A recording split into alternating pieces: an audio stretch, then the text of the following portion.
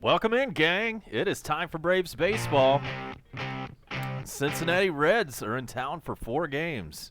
It's a four-game set with the Reds, and it's a 4-game series, homestand that is. So just 4 games at home, and then it's back on the road. We know all about the trade activity that happened yesterday, so we'll go through that as this game goes along. I'm A-Bomb. This is Thursday Night Baseball from SunTrust, where the Braves and Reds about to do baseball battle on the hill tonight for Atlanta. It is Max Fried. He comes in with an 11-4 record, a 4.21 ERA, and his mound opponent is Desclafini, however you say that. And we'll get to his stats as soon as he comes on the mound. So there's been a lot of rain in the area, including where I live, and I wasn't sure this one would get underway on time, but it looks like we're right there and about to get this thing underway. And the first pitch comes at 7:21 Eastern Time. Welcome in.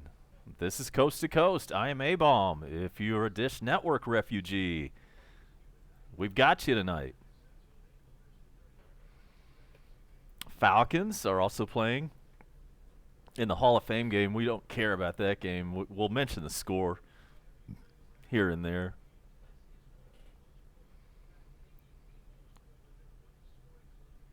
So the Braves come into tonight's play 64-45, 6.5 games ahead of Washington, and 6.5 games in front of the Phillies. They're both tied for second. The Reds 50-56 on the year. They are fourth place in the NL Central, but they're not that far out of it. They're 6.5 games behind Chicago.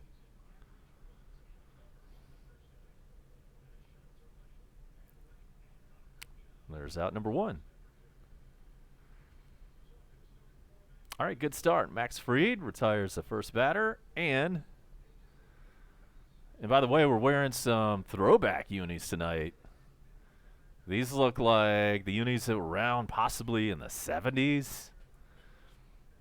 This is even before my time. I don't remember when the Braves actually wore these unis, but it was probably in the mid to late 70s. Here's Joey Votto.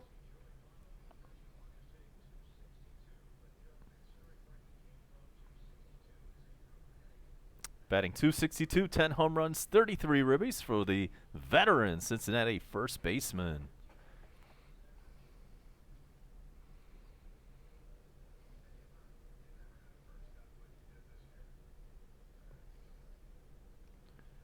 Glad to have everybody in the dugout tonight. Welcome in. We see Danny Westbrooks, Peyton Tandy up in Gatlinburg. You are welcome to tell all of your friends. Yeah, tell them to join us right here tonight. We have Joe Halen Rosario. And Peyton Tandy says he's up in Gatlinburg. We've got the mod Ethan. We've got Zombie Man. We've got the Cincinnati Mafia and Walking Legend in here. It's 2-2 on Joey Votto.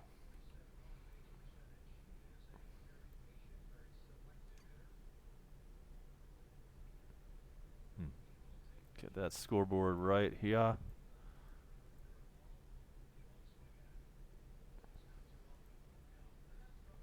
Full count to Votto.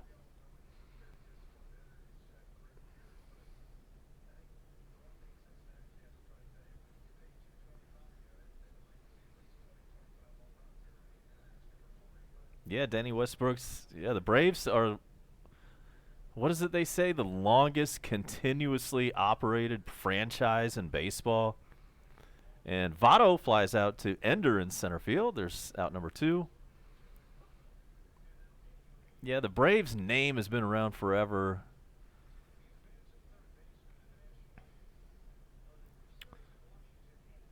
You know, yeah, the Braves were in Boston, and Milwaukee, and then Atlanta. I only count the time they've been in Atlanta. I do not count the times in Milwaukee and Boston. That was just way too long ago.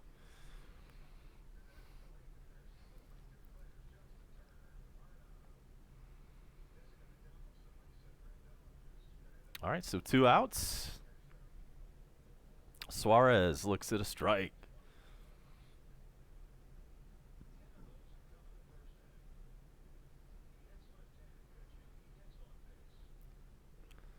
So we really upgraded the bullpen yesterday. How about that, huh? I wonder if any of those guys are in uniform tonight. If anybody knows, hit us up in the dugout.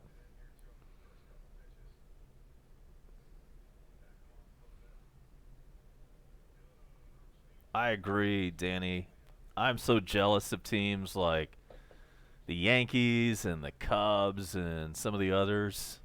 The Reds might even be in this category too, where they've had the same logo basically unchanged for 50 years or more.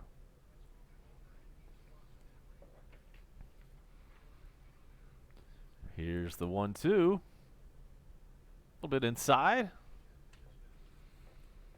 So Braves picked up the most important of the three, Shane Green, 30 years old, from Detroit. 22 saves this year. And, you know, they're not very good. So that's a pretty decent number of saves for a team that's not doing too well. And the 2-2 pitch is popped up. Easy fly for Freddie Freeman, and that takes care of the Reds in the first inning. 1-2-3 they go.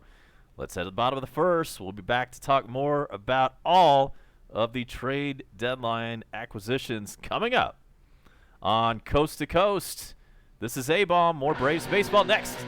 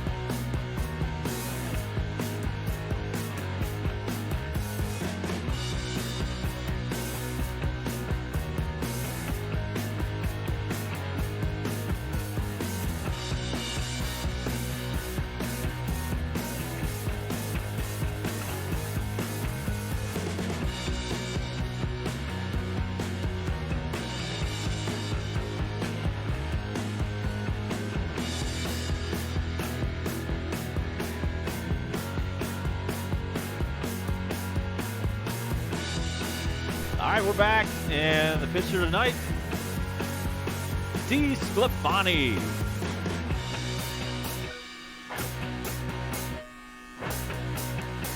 And Ronald Acuna immediately hits one fair down the left field line. He's going to have at least two. Stand-up double. And that's your leadoff hit for Acuna. Dr. Popo, yeah, man, I'm excited about our bullpen. Just really pumped all together about this stretch run that we're about to go on.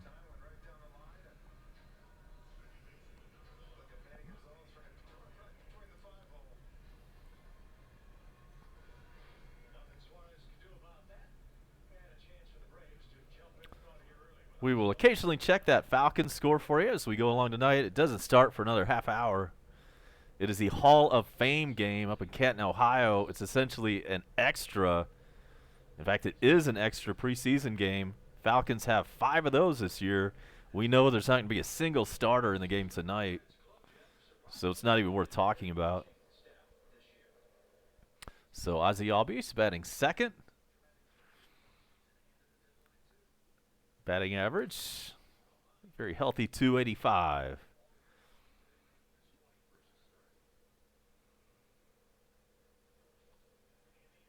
That's going to get in for a hit. And runner's only able to advance to third. Acuna on third, Ozzy on first. Nobody out.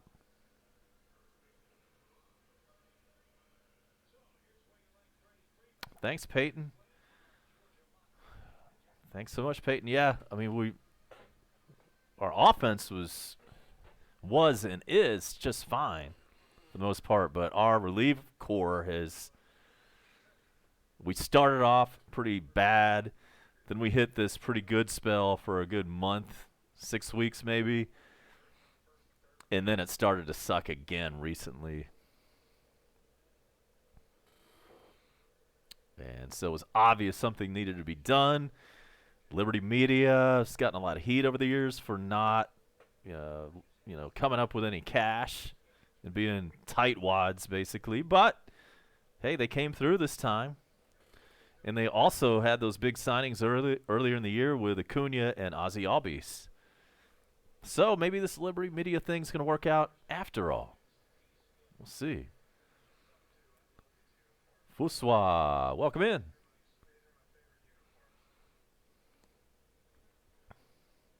Here's Freddie.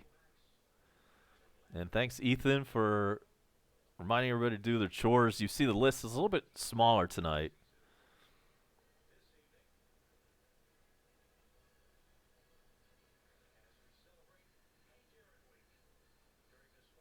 So DirecTV doesn't offer this channel either? Wow. Is that a recent development?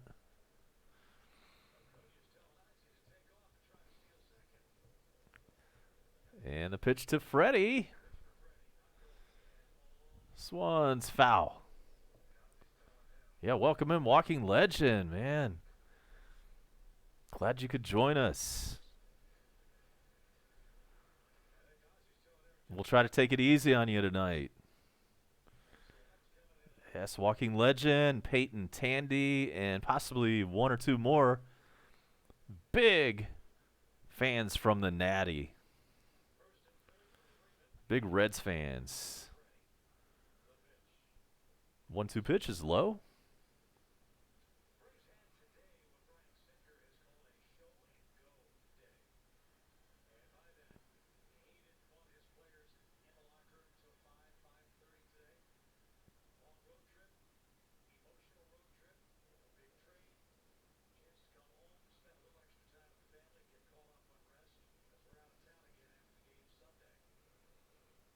So Reds and Braves for the next 4 straight.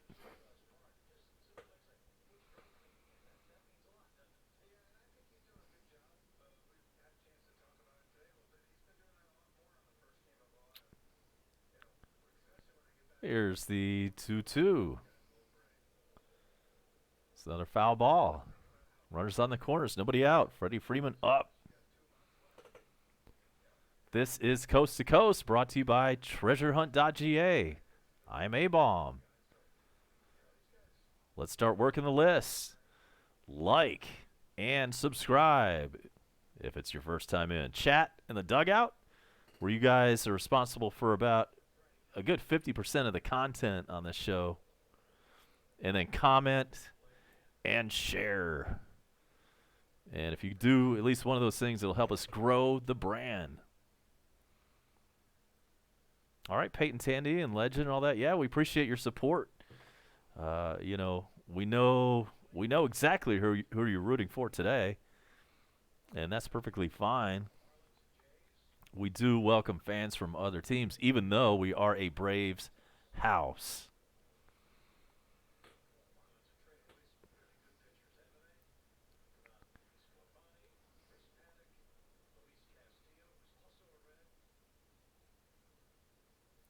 DeSclafani looks in for the sign. Here comes the 2-2 pitch. There's another foul ball. We're making him work.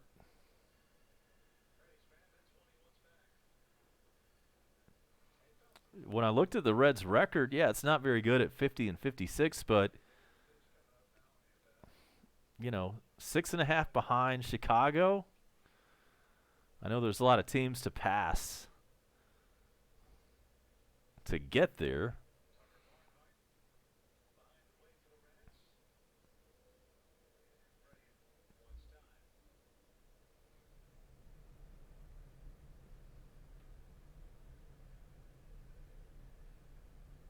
And guys, let me know if my audio starts to sound bad. I've identified a problem. This is a very cheap headset that I have. It's like $12. Freddie gets a hold of one. How far will this one go? It is out of here. Yes. 3-run bomb. Freddie Freeman, number 26 on the year. It's 3-0 Braves. Nobody out in the first.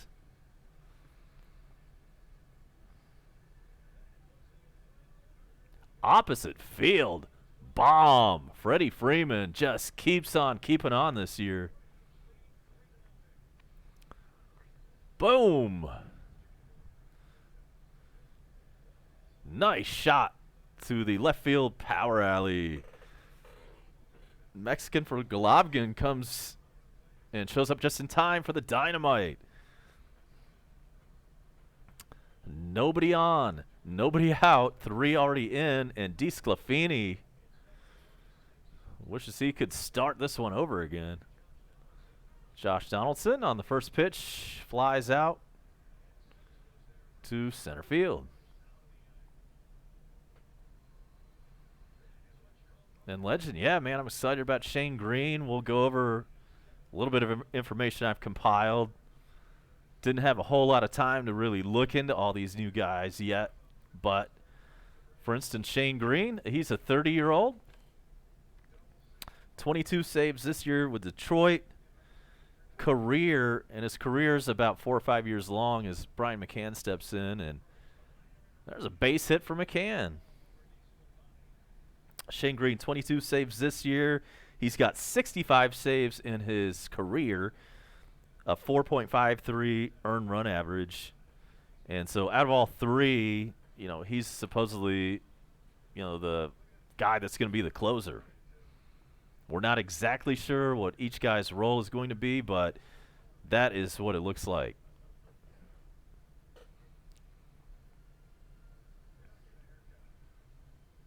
And, the setup, man. And then we've got Mark Melancon. He's 34 years old, 183 career saves, and a career 2.82 ERA, which is excellent. So I don't know, if one guy's going to be the starter and the other guy's going to be the setup. We'll see how it all plays out. I don't believe that Brian Snitker has even announced his intentions on exactly how these guys are going to work and what their roles will be.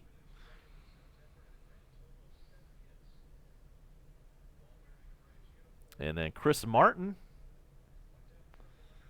33 years old, from Texas Rangers. He's only got maybe 4 saves in his 5 or 6 year career, but he has 34 career holds. Right? Not the most exciting statistical player here. And Chris Martin, don't know a whole lot about him, but just excited that we pulled the trigger. We got a legit closer and at least one legit setup guy out of all those 3.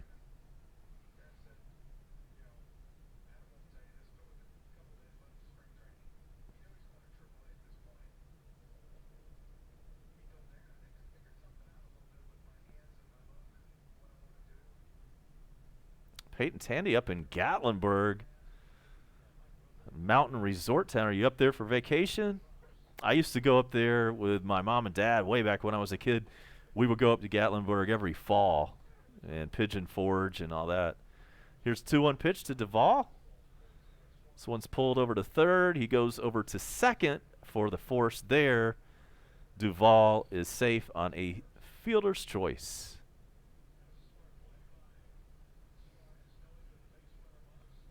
Right, Mexican, and that's another important point. We did not give up much at all. I didn't. In fact, when we started reading out the list of the guys that were traded, I didn't even hardly know who they were. They were not any of our top prospects.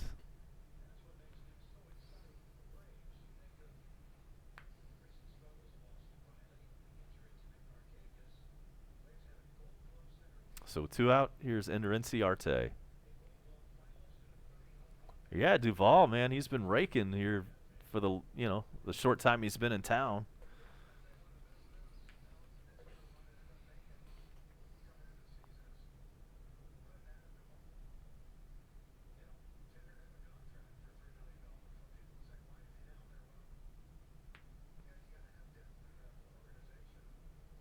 Ender pops it up in the infield. And that's going to be out number 3. But a big 3-run bomb, courtesy of Freddie Freeman, is why we're ahead 3-0 as we head to the second inning. This is Thursday Night Baseball. Coast to Coast will be back.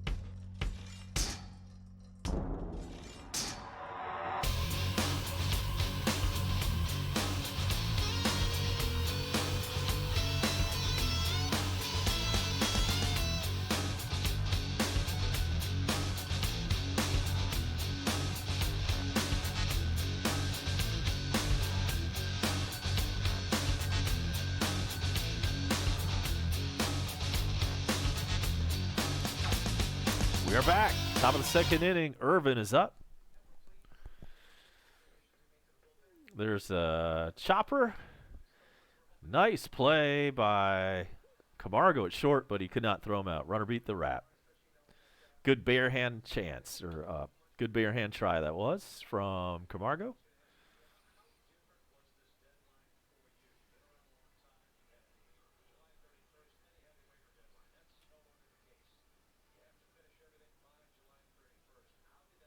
Leadoff infield hit for the Reds.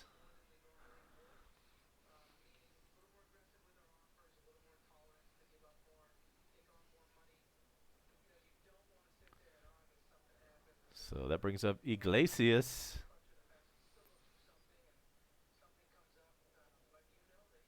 Strike one to him. 5, 6, and 7 batters coming up here.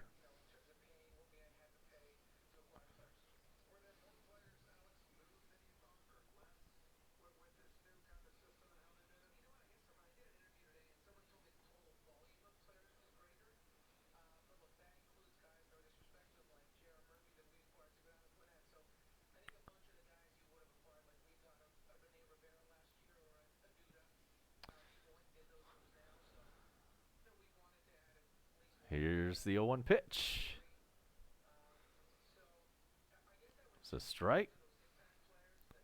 Smash the like button. Hit the sub if it's your first time in.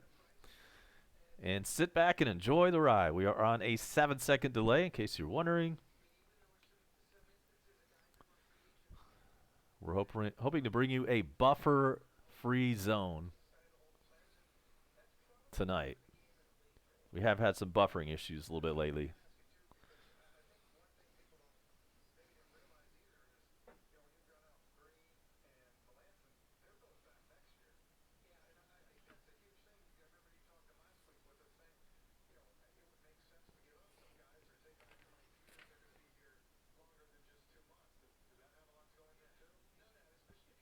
It is Kevin Gossman versus Alex Wood tomorrow night.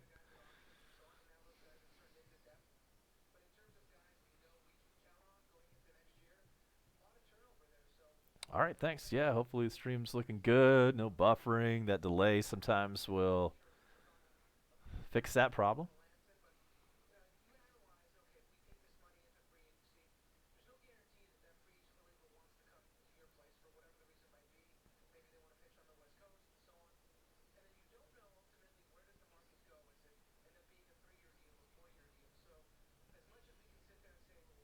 Here is the 0-2 pitch. There's a base hit. And so with nobody out, Cincinnati has something cooking, first and second.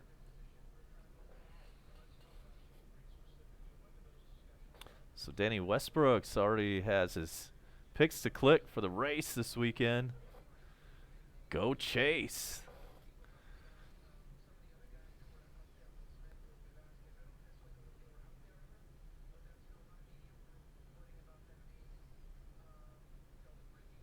We've got another big NASCAR fan that shows up occasionally, Mathcar 1877.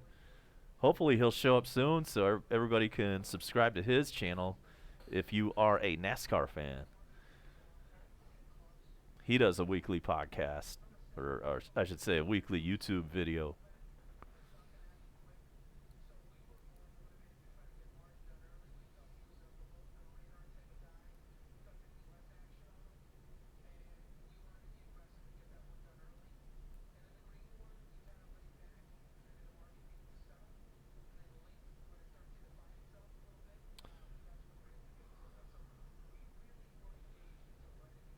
All right, strike one to Aquino.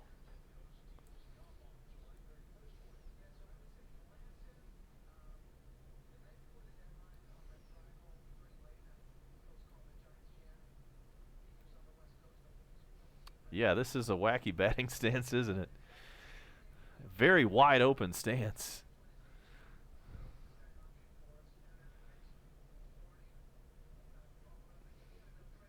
It's 1-1.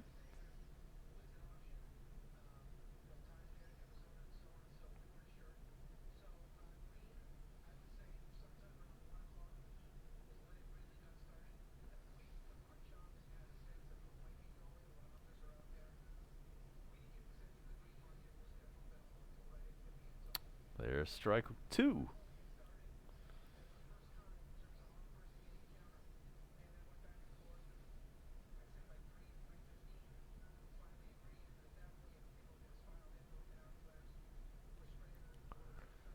It's 3-0 Atlanta. Cincinnati, though, has runners on first and second. Nobody out. And here's the 1-2 pitch. Low. Hopefully we'll hear from the Bone Crusher a little bit later on tonight. Down in Panama City, Florida.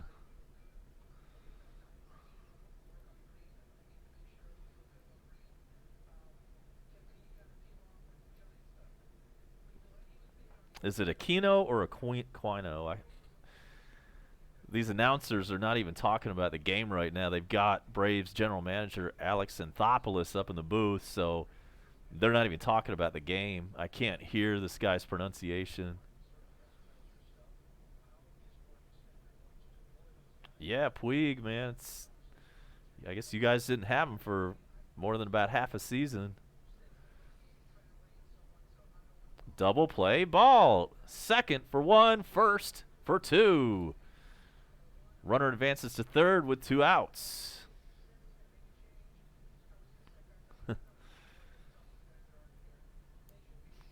Yeah, I've never heard of Aquino or whatever his name is.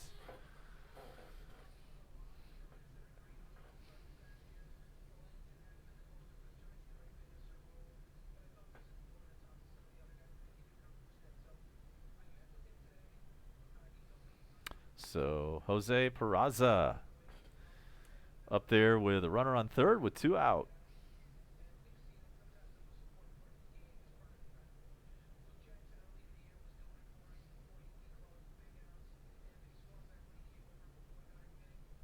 Peraza batting .237, 6 home runs.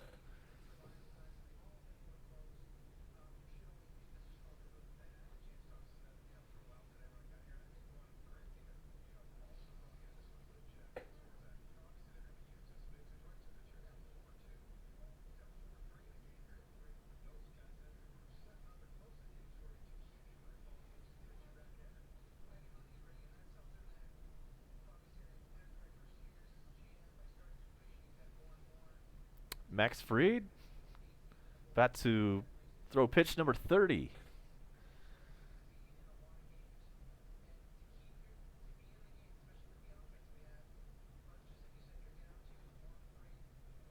There's a base hit, so that's an RBI. Reds are on the board. Atlanta 3, Cincinnati 1. 2 out, Lightning. So Peraza did, in fact, just get a hit.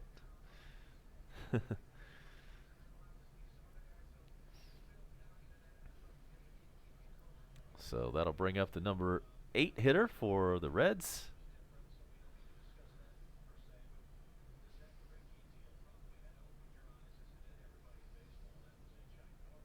How about that trade for Houston, picking up Greinke, man? Can anybody beat them?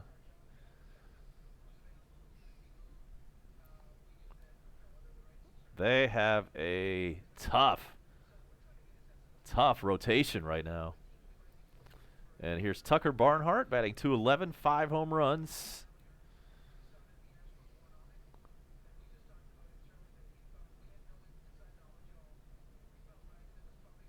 Bouncer over to Ozzie at second, throws on to first, so that'll do it. But the Reds get on the board. As we go down to the bottom of the second inning, we have a 2-1 Atlanta lead. This is A-Bomb. We'll be right back for more Braves baseball.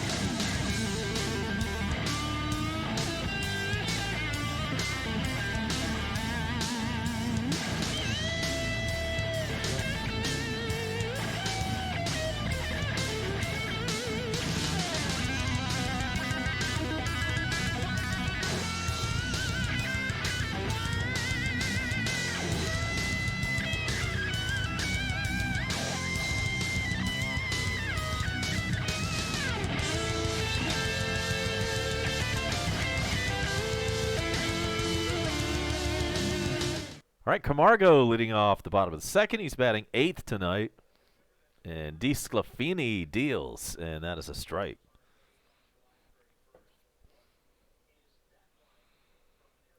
Camargo, 4 home runs, 23 RBIs, that 230 batting average.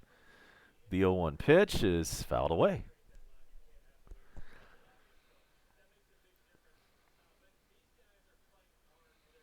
Welcome in, Avery.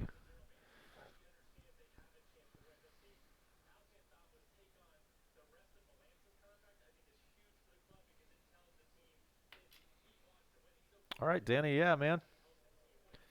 We'll see you back here in just a bit.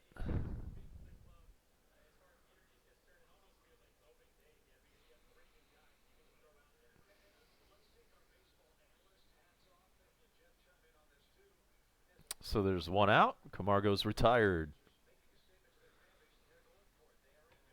Yeah, Danny, keep us updated on that score.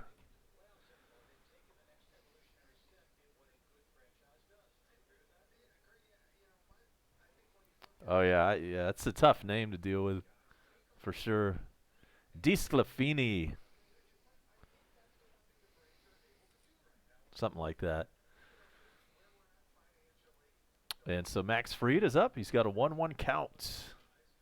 Batting 194. Yep, Avery, we do remember you from a couple nights ago. Yeah, thanks for coming back.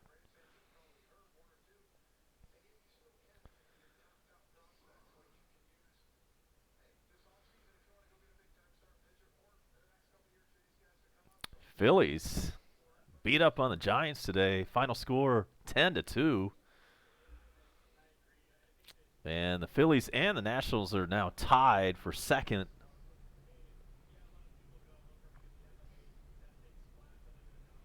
Both 6.5 out going into today's play.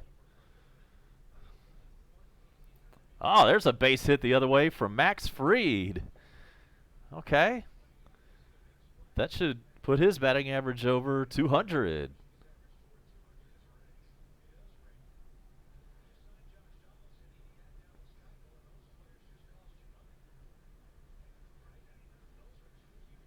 Yeah, what's the deal with the catcher, Mexican? I have not had time to really check out everything. All this stuff kind of happened last night and overnight and today, and I was at work, and I just didn't get a chance to really hear the whole scoop.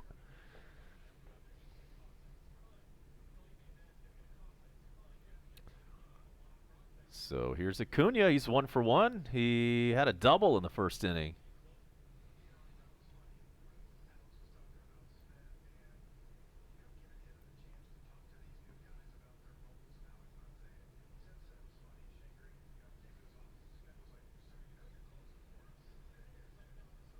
And the big question, and can anybody answer this? Is Shane Green in the Braves dugout right now?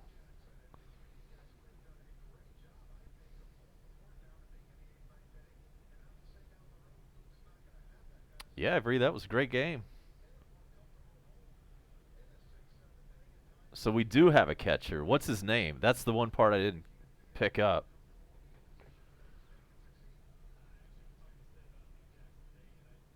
So it's 1-2 on Acuna.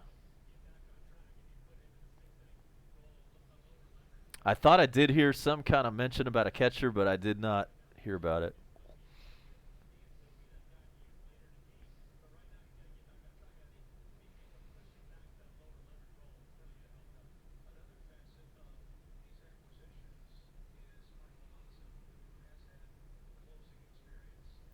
And still 1-2.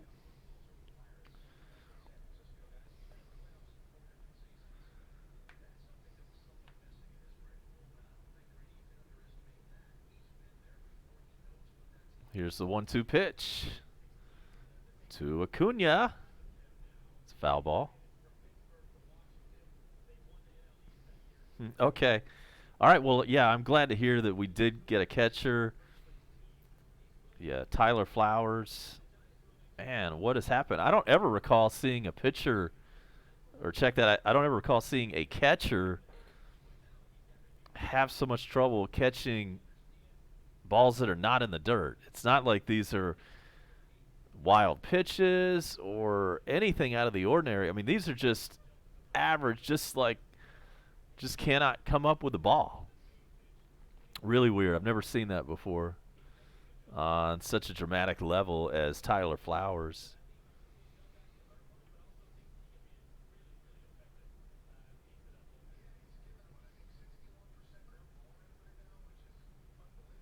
All right, Bone Crusher's in. Wow. Subs clicked up. 1 or 2 there. Right, it's not getting crossed up. There's no excuse. It's not like they don't have the signals right or any of that. Really weird. Feel bad for the guy. It's kind of like when you see a kicker in the NFL that just all of a sudden cannot kick a chip shot field goal anymore. Yeah, he's a decent hitter. Between he and Brian McCann, the numbers were pretty good offensively.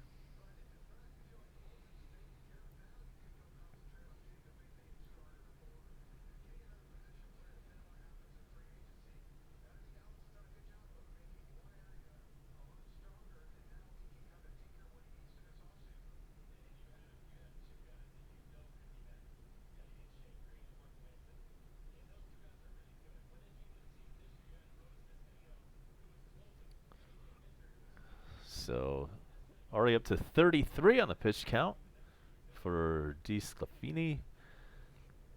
And that's ball 3 to Acuna. Full count. DeSclafani. Okay, right. DeSclafani.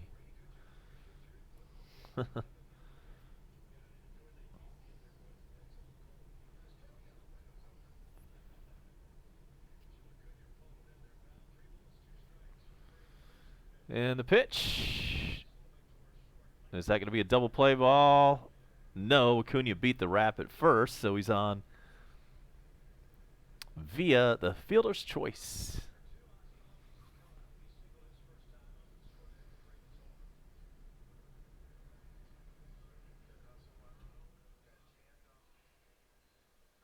Tough to double up Acuna. Just a little bit too fast, so he's on first with 2 outs. Let's see if he tries to steal a base.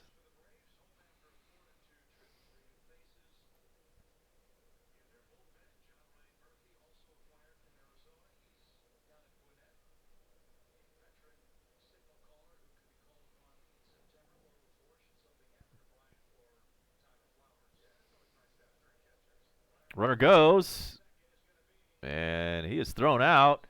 Acuna says, check it. He says, review that. Let's see what the Braves decide to do. That would be out number 3 if it does not get overturned. Yes, Brickmaster, there is a Falcons game going on right now. I don't really care about that game at all. Not that I'm not a fan. I just don't care about 5 preseason games this year. And Acuna was, in fact, out. The replay proved that. So we go to the 3rd inning. Nothing doing for Atlanta in that inning. And we head now to the 3rd. 3-1 Braves.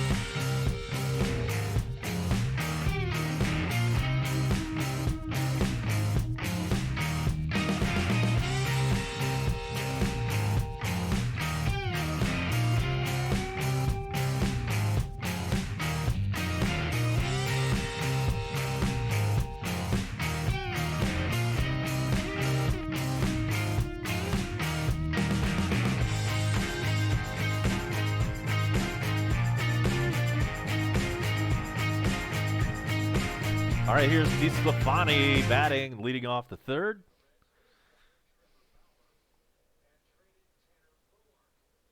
Trevor Bauer is the new Cincinnati Red.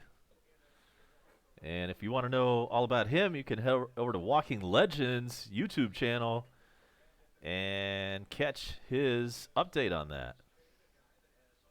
Walking Legend, the big Reds fan, you might want to hit up his channel if you want to see Reds recaps as quickly as possible after the game is over. He gets those up there really fast. And there's a strikeout. Cincinnati pitcher is retired.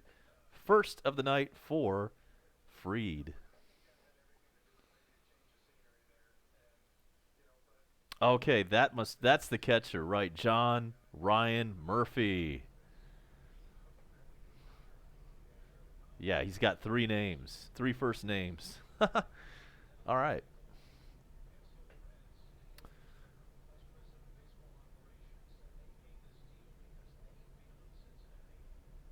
Yeah, I'm glad we went with what we did. I mean, I really like it, at least on paper. We've got a legit closer and a legit setup guy. And Martin, we're not sure what role he'll have, but, you know, we'll find out in the coming days.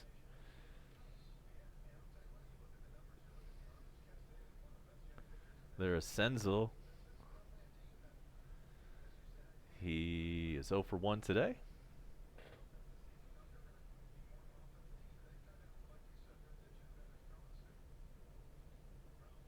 Senzel over to Camargo at short, makes the sidearm throw and gets him out. There's 2 quick out.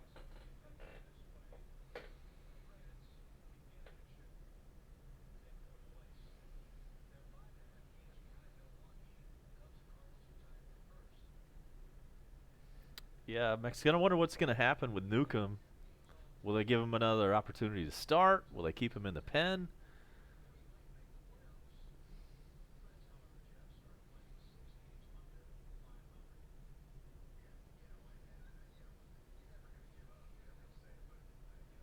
Joey Votto back up.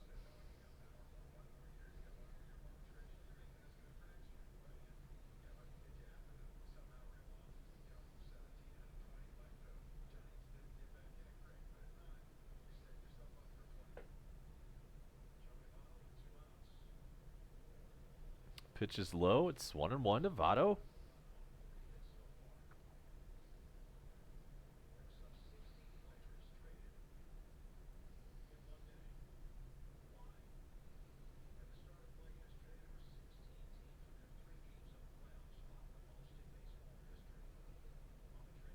Votto right over to Ozzie, grounds out, and that'll end the inning. It's 1-2-3, go the Reds.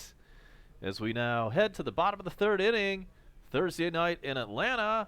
And right now the Braves enjoy a 3-1 lead. I'm A-Bomb. Thanks for being here. Like and subscribe. Chat in the dugout. Comment and share. And do your chores tonight. We'll be right back.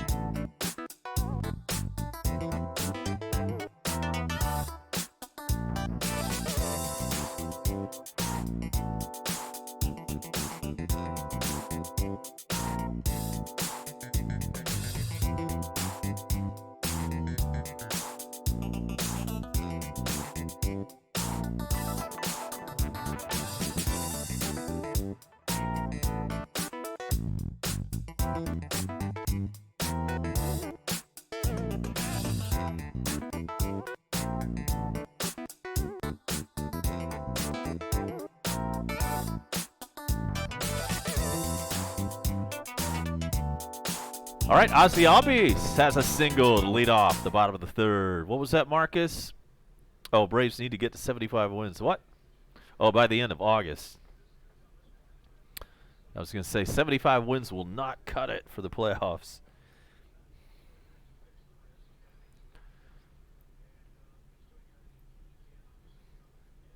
All the fun brought to you tonight by treasurehunt.ga. Make sure to go there, click Sports Fans. That's the Bone Crushers and the Bone Crushers' wife's eBay channel, eBay store, that is.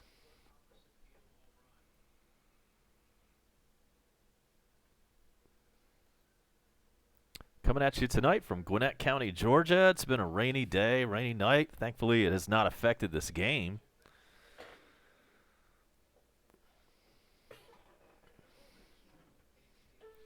Current temperature, 74, Gwinnett County.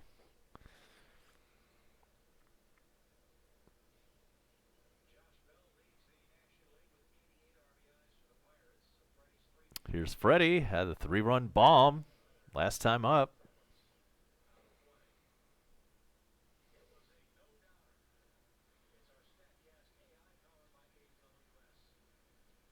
He ripped that one to the opposite field. No doubter in the first inning.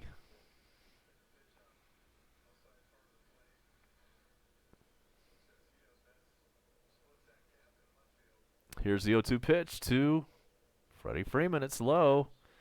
And Avery says he was at the Mall of Georgia today.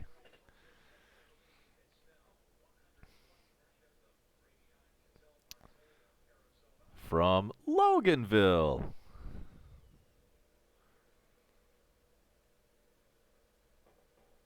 It's not too far away from where I sit here. Probably about a, 45-minute drive or less. And Freddie's down on strikes. Second strikeout tonight for DeSclafani.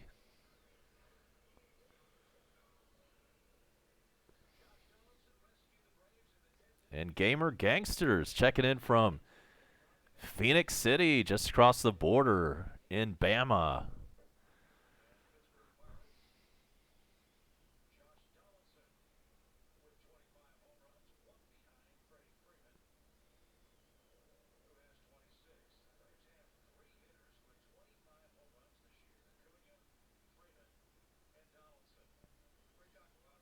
Here's Josh Donaldson with one out.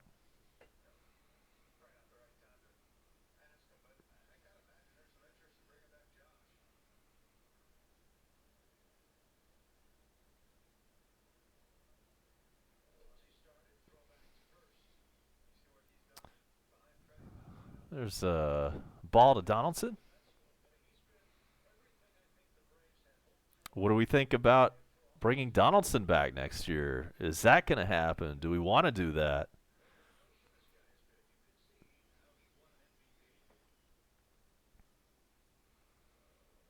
Been pretty good this year. He's kind of streaky. Hit a few home runs, and then he'll cool off for a few days and then hit a couple more here and there. He's not a big average guy at 250 something.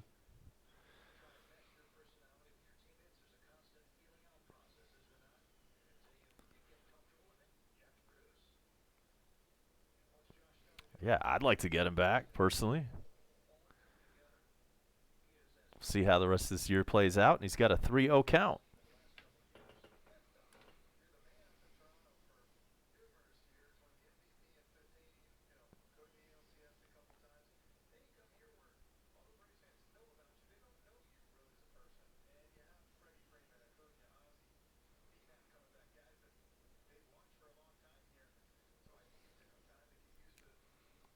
Marcus, that is the goal, absolutely. And hopefully we'll avoid situations like yesterday, for instance, and Donaldson swings and misses, where Braves were up, 4-1 or 4-0, and then somehow Washington comes back and ties it, and then Donaldson is the hero and walks us off. But that's really lucky. We don't want those situations anymore. We want to just close them out and get that game over in the 9th inning. Okay, there's a rocket, and that one's going to bounce off the wall. So Donaldson will end up on second. He slides in with a double. Ozzie over to third, who had to hold up to see if that ball was going to be caught. Second and third, just one out.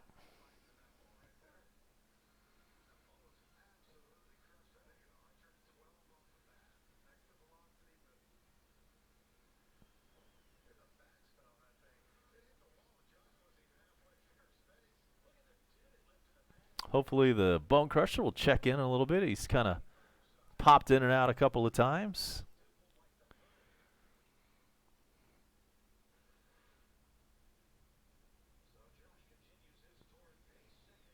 Just missed being a home run by a few feet. Brian McCann steps in. RBI opportunity. And we'll check the scores from around the league coming up. There's the Crusher. We knew he would.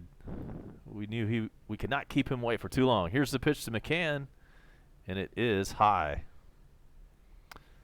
So here's the first Falcons update of the preseason for you.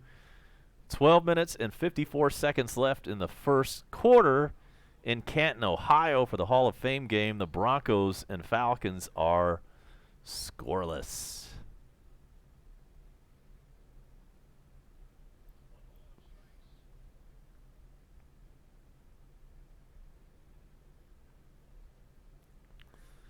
Blue Jays 2, Orioles nothing. That one's in the fourth. Astros up 2-0 over the Indians in the fourth. Also in the fourth inning, the Rays are up 4-2 over the Sox. We've got the Cardinals 1, Cubs nothing in the fourth inning. Final in 12 innings from Miami, where the Marlins edged out the Twins 5-4. The Phillies slammed the Giants. That's a final 10-2 there. It's also a final where the Mets beat the White Sox 4-0. The A's beat the Brewers earlier today 5-3. And then one other game tonight, Padres at Dodgers 10-10. Eastern time is your start there. TreasureHunt.ga with another scoreboard blast.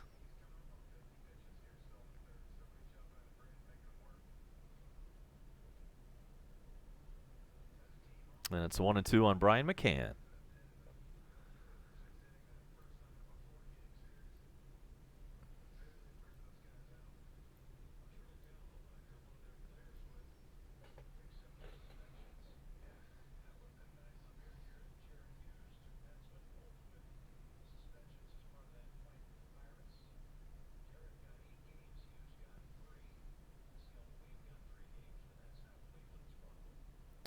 Yeah, Marcus, the Astros are stacked, but, you know, if we end up facing them in the playoffs, that's a pretty good problem to have, because that would mean it would be the World Series.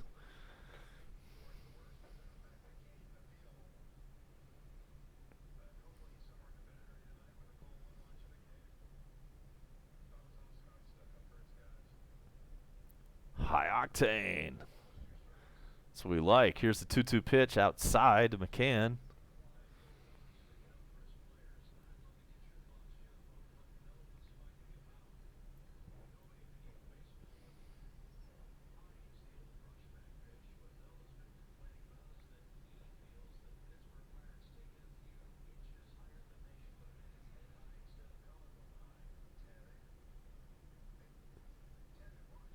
Here's the 3-2 pitch. That's a walk. Bases are loaded. McCann gets a free pass.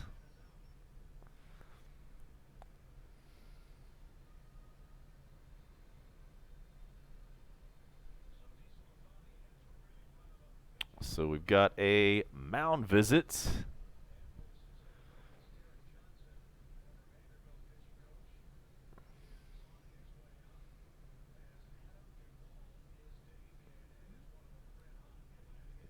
So it's Adam Duvall's turn to bat.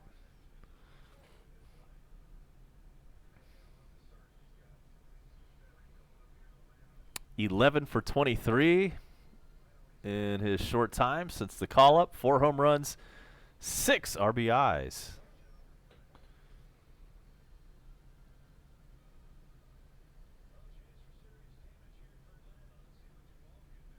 Something's cooking for the Braves. Let's see what happens. Bottom of the third. Base is jammed. Adam Duvall has been hot lately. He's 0 for 1 tonight.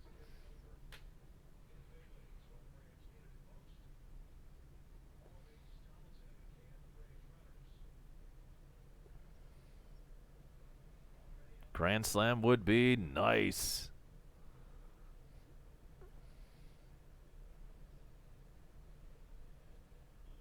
Swing and a miss. Syndergaard stayed put. He's still a Met. And right, Brickmaster Duvall, a former Cincinnati Redleg.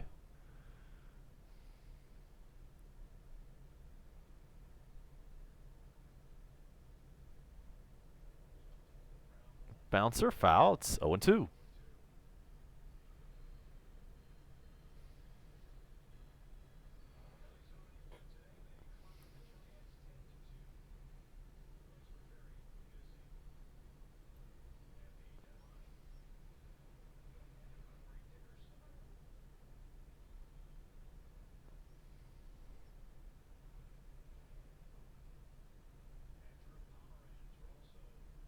Here is the 0-2 pitch to Duvall.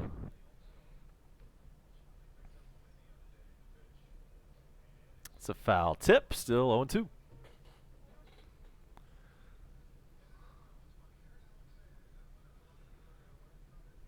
So the only question now is if we get into a save situation tonight, are we going to see Shane Green come in to pitch? Is he here? Is he dressed up?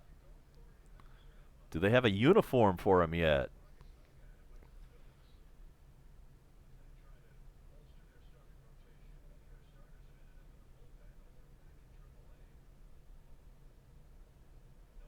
The 0-2 pitch.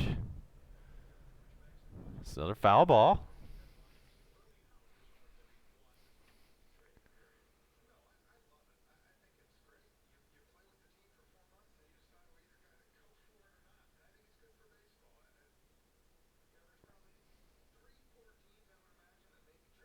Okay, and somebody is here. Who is this guy they're showing? That might have been Shane Green for all I know.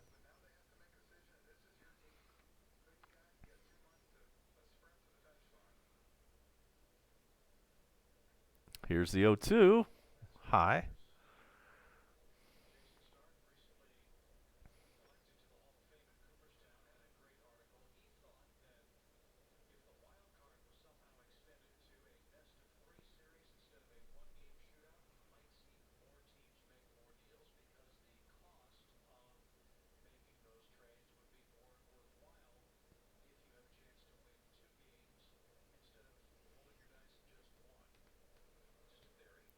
Yeah, that's who I was. Yeah, I don't know who that was, but it was somebody I didn't recognize.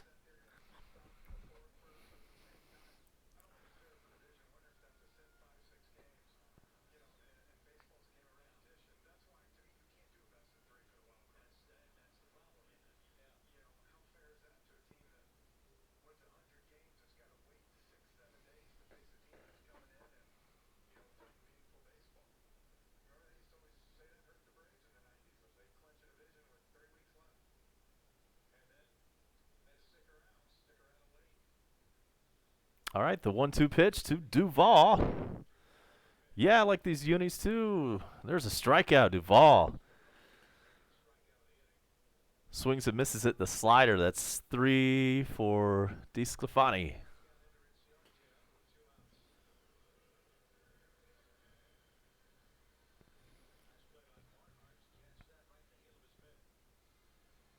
All right, so 2 outs and the bases loaded. Oh, it looks like we've got another one of the Cincinnati Mafia in with MLB PI Reds. One of Walking Legends' boys. And we appreciate all you guys subscribing and all that over here. So cool.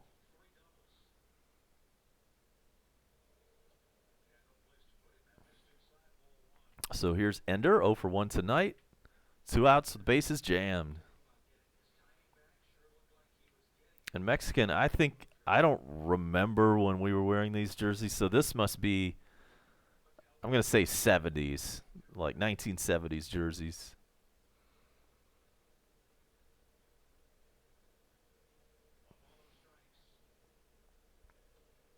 1-0 pitch is inside.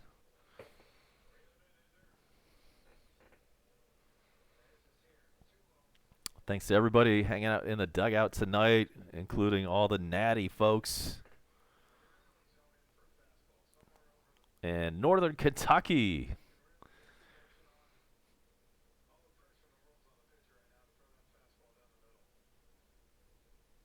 So 2-0 pitch to Enciarte. A little bit outside, 3-0. Nowhere to put him now.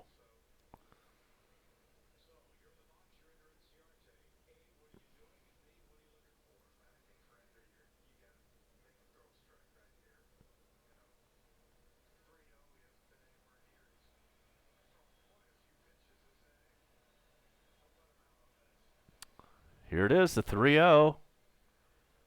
That catches the very top of the strike zone, 3-1.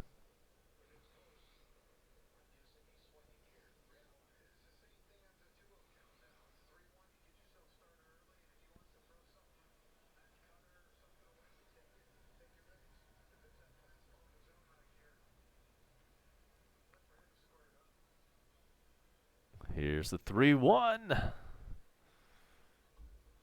This one's a high fly ball, probably not going very deep. Should be out number 3, and it is. So Cincinnati escapes a big jam, gets out of it, and no damage done. So we head to the 4th. It is the Braves 3, and it is the Redlegs a mere 1. Okay then, like and subscribe, chat in the dugout, and comment. We might take the share off. The list is getting smaller by the day. This is A-Bomb, Coast to Coast. We'll be right back for the 4th inning.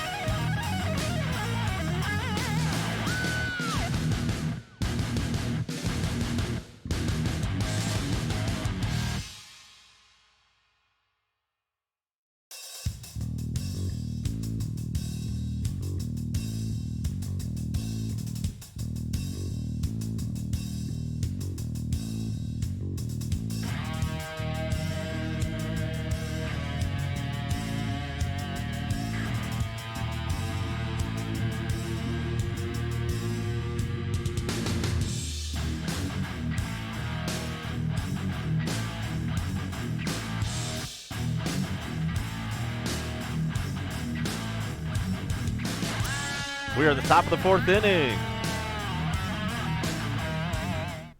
We're at SunTrust Park. It is Atlanta 3, Cincinnati 1. Just past 8:30 Eastern Time on a Thursday night.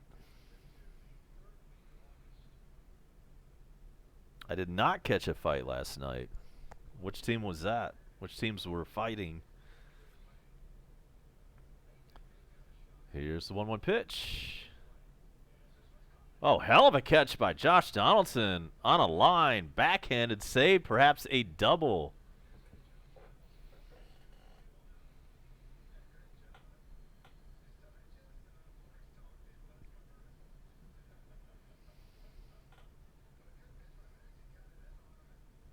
Oh, yeah, climb the ladder.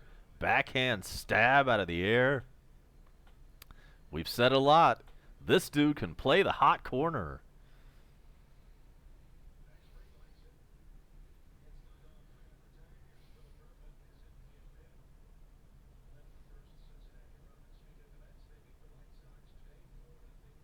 Here's Phillip Ervin, 1 for 1, batting .360, 2 home runs, 13 RBIs.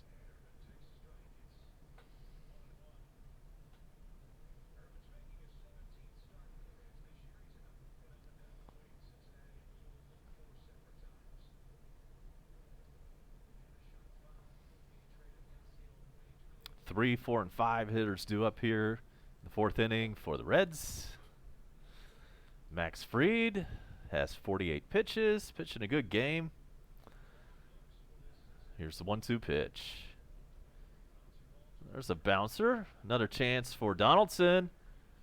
Another good play. And good play on Freddie's end, too. He skipped it over there. Freddie dug it out. And there's out number 2.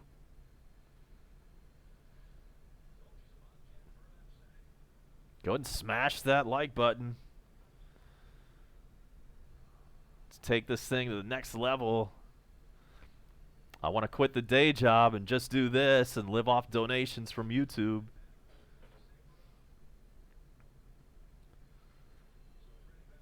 And Bone Crusher says the Dish Network fiasco has brought him here. I wonder if that's still going on. And we had somebody else check in that said that DirecTV is also blacking out these games. Somebody needs to pay the bills.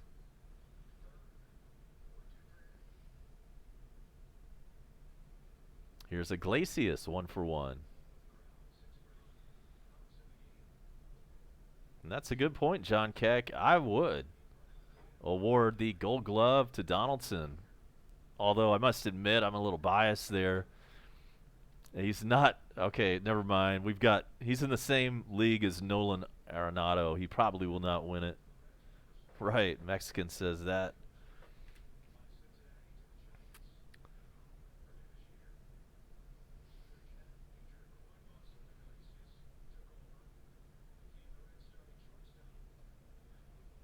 Reds starting shortstop, Iglesias, with a 2-1 count.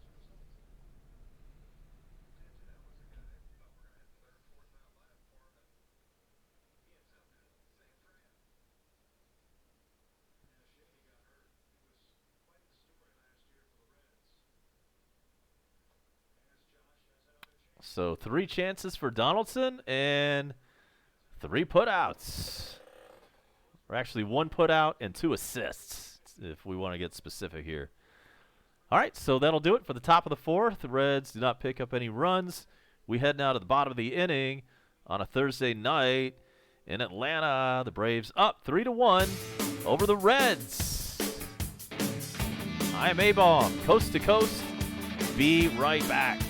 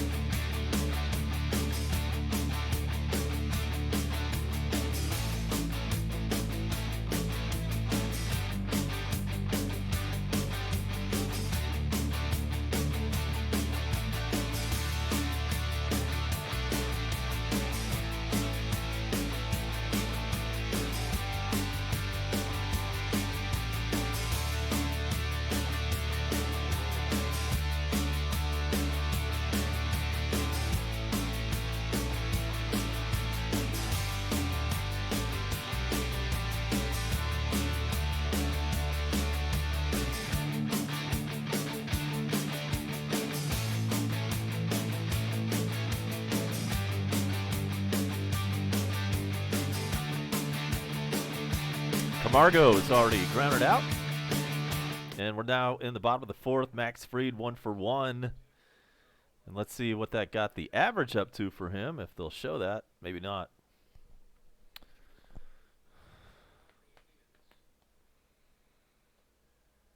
Foul the other way. All right, Danny, thanks for the Falcons update. It's Denver 7, Atlanta nothing late in the first quarter. Okay, then. Did you see anybody's name that you recognized at all playing for Atlanta? Max Fried grounds out to second. There's 2 out.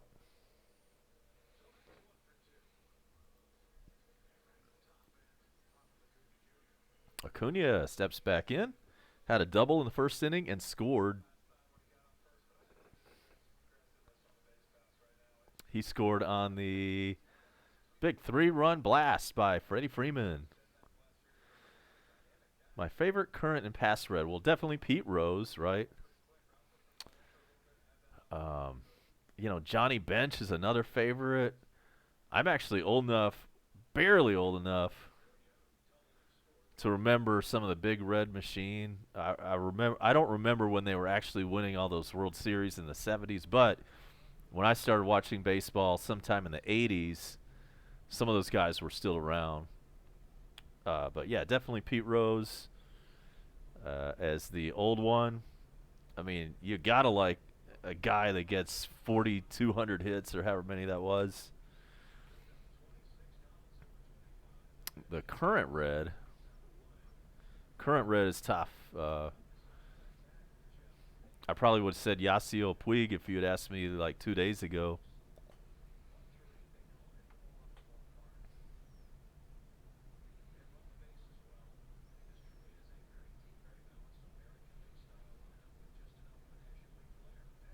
And then you had the 1990 team. I remember those guys, the Nasty Boys. Rob Dibble, and he was one of the Nasty Boys. Norm Charlton, I think was the other guy's name. I mean, that was a big-time team back then. They won that 1990 World Series. Chris Sabo, who can ever forget that guy with his wacky goggles at third base?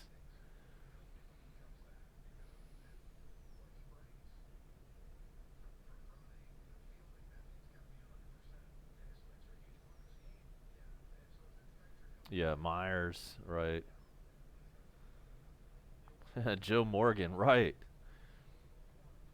I actually remember seeing Joe Morgan play, but he was no longer a Red. He was an Astro. Pretty sure Joe Morgan was with the Astros like at the tail end of his career.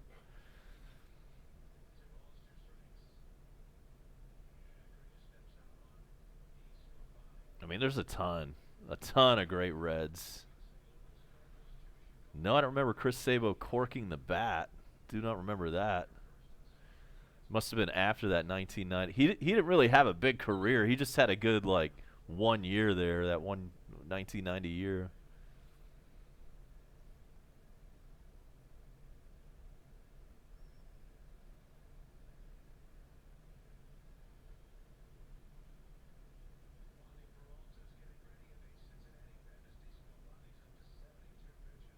.72 pitches for DeSclafani.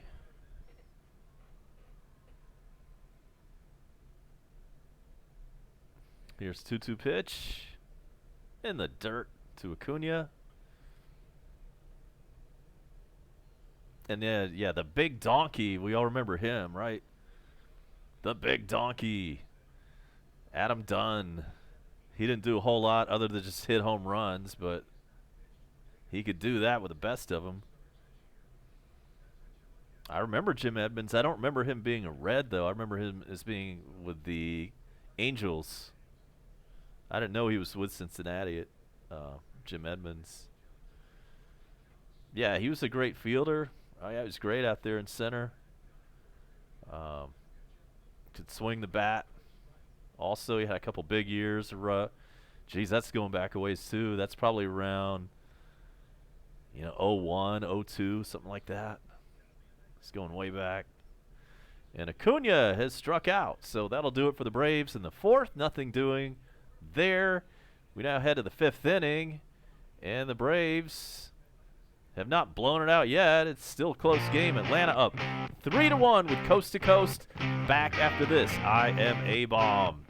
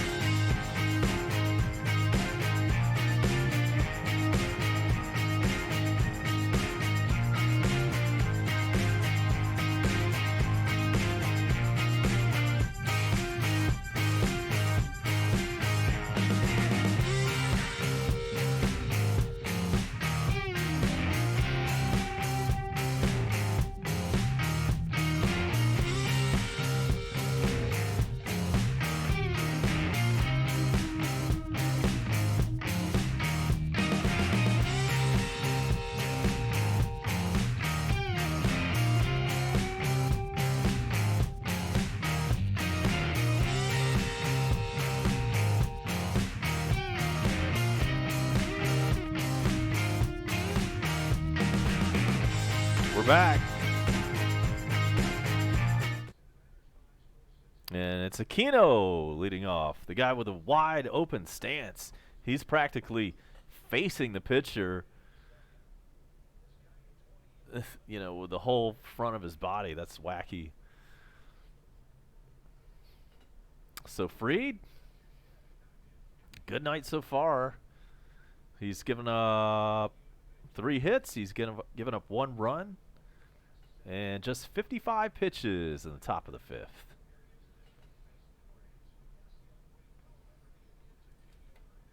Okay, Aquino. I think that's how I heard it. That's what Chip Carey just said. He just called him Aquino.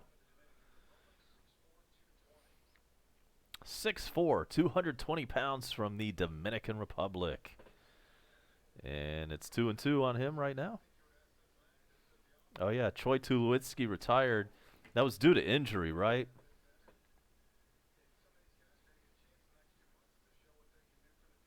You know what, Walking Legends, that's a very good point. Absolutely. That is a very Adam LaRoche-like stance.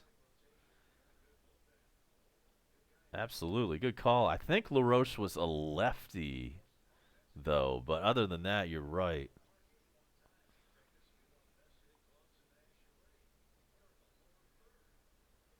Longtime Brave and Washington National. Adam LaRoche retired several years ago. 2-2 pitch. There's strike 3.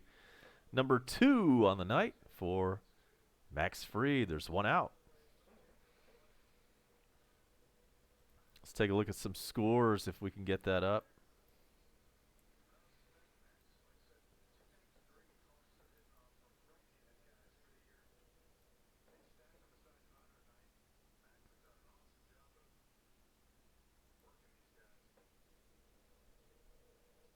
So here's Peraza. Had the lone RBI for the Reds earlier. And, yep, we're at the end of the first quarter in Canton, Ohio. That's where the Hall of Fame game takes place. And the Broncos have a 7-0 lead on the Falcons in a meaningless preseason contest. There's a little tapper over Donaldson, and he throws him out. Out number 2, Peraza, retired.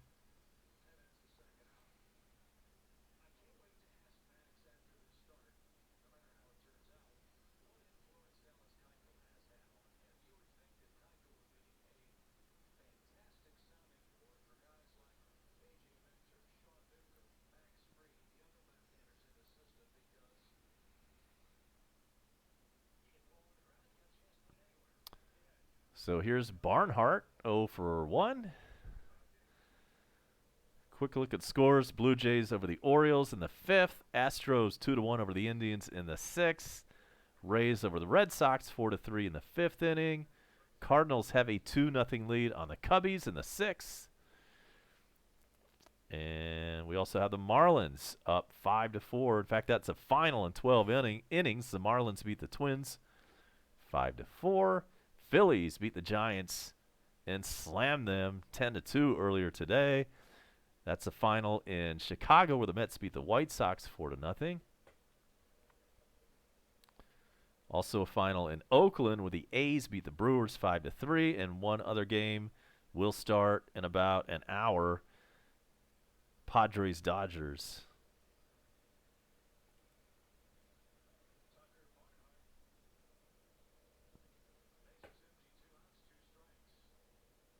Here's the 1-2.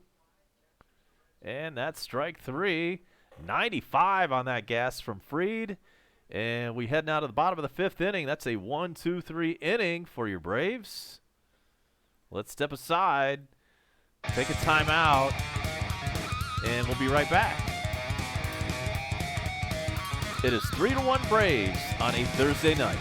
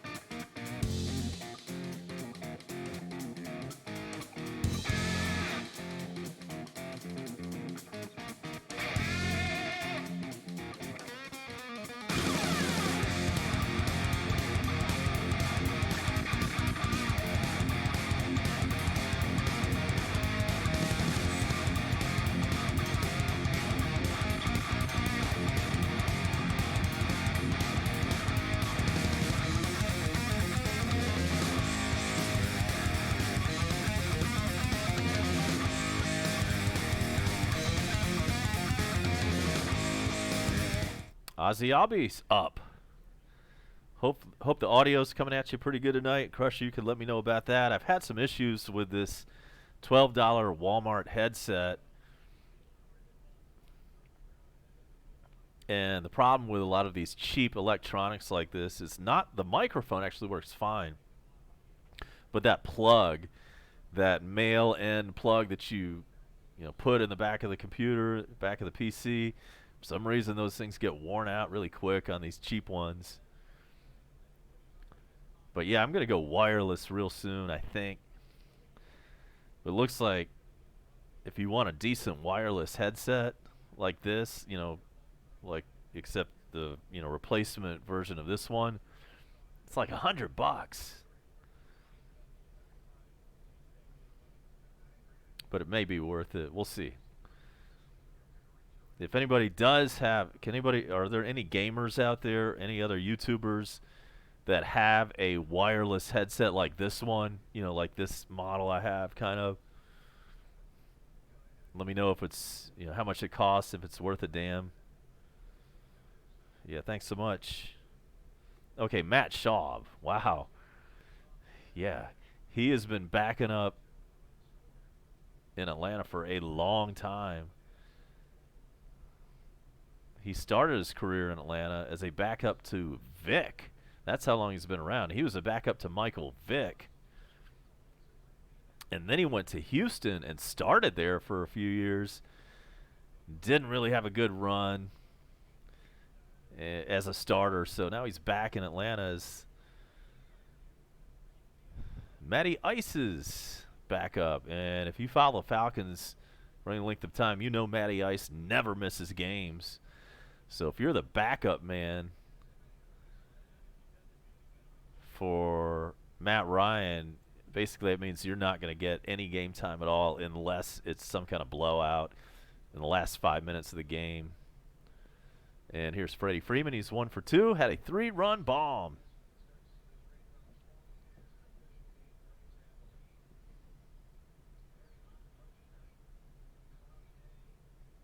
Here's the 1-1. Freeman hits that one into the shift, and it gets through the wickets, though. Ha! Somehow the guy who was at the second baseman playing basically shallow right field, he was right in position but could not field the ball. That should be an error. That should be an E4.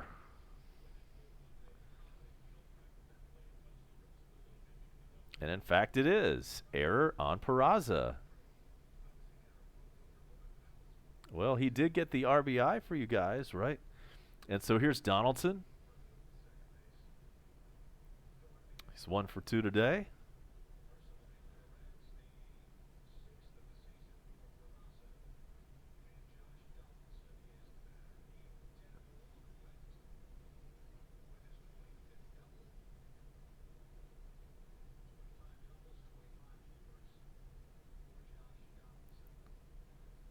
Here comes the 0-1 to Donaldson, and don't forget to hit up treasurehunt.ga while you're here.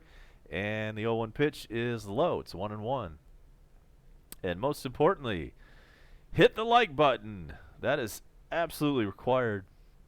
It takes no effort at all. Subscribing doesn't take much effort at all either.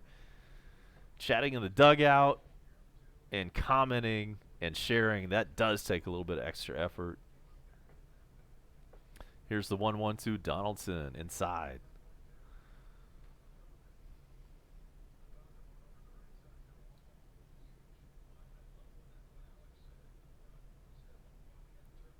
So DeSclafani has 85 pitches here in the bottom of the 5th. Let's see how much longer he can stick around. There's a pop-up from Donaldson. That's going to be an easy out. And it's 2 out. Thanks, Marcus. Yeah, appreciate the compliment there. Yeah, I used to do a little bit of radio. It was not sports radio, but I did work at a radio station where I played music. Did the weather report and all that kind of fun stuff.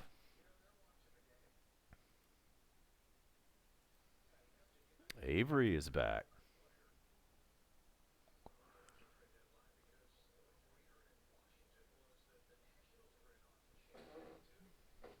Throw to first. Freddie Freeman back. But yeah, I always wanted to do sports, so it's just a fun hobby, man. I'm a huge Braves fan. I've been watching them for years. Love to talk about it, so it's cool. It's fun times.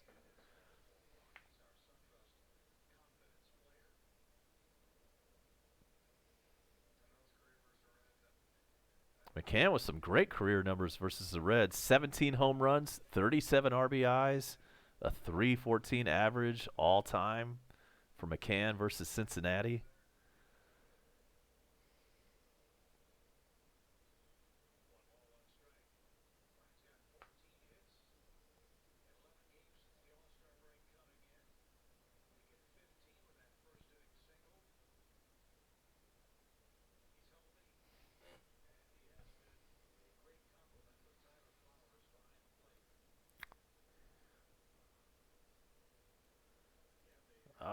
dude. Appreciate all that.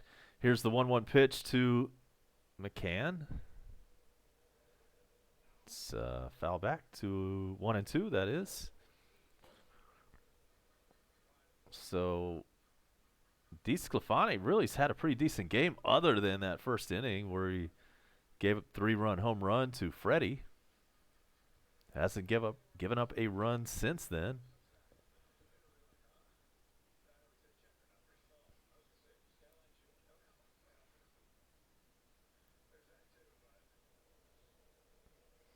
Juan Gaudian. Are the Nationals off tonight? I think they are. I didn't see a score for them. No, I'm not into preseason. I can't do it. I mean, I will flip into the next game. The Falcons actually have 5 preseason games this year, which most teams only have 4. But somehow we got selected to play in this Hall of Fame game tonight, which is completely meaningless. And there is a strikeout. Brian McCann is retired, and so are the Braves in the 5th inning. So it's still 3-1. Continues to be that score as we head now to the top of the 6th from SunTrust. Be right back.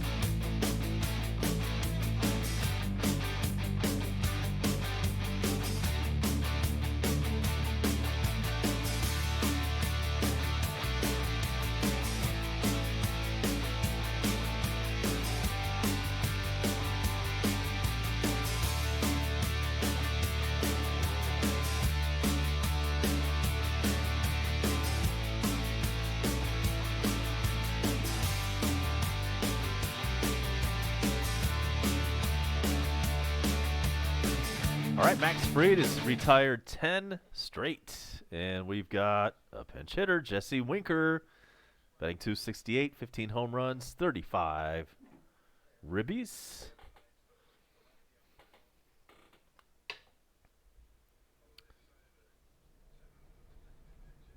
What's going on? Eddie Cruz.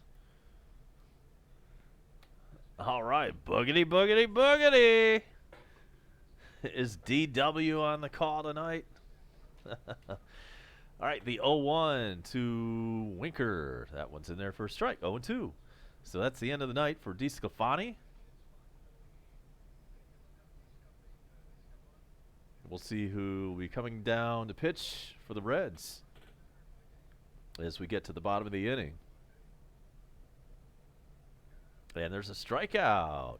Number 4 tonight for Max Fried. He's looking good.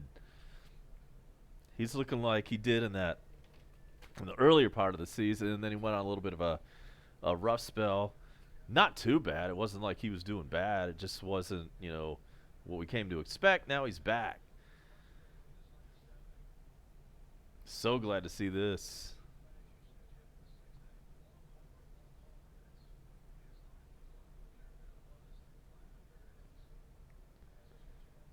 There's a ground ball. Ground ball over to Ozzie. Oh, we had a catcher's interference. What the hell? Come on, McCann. The hell was that?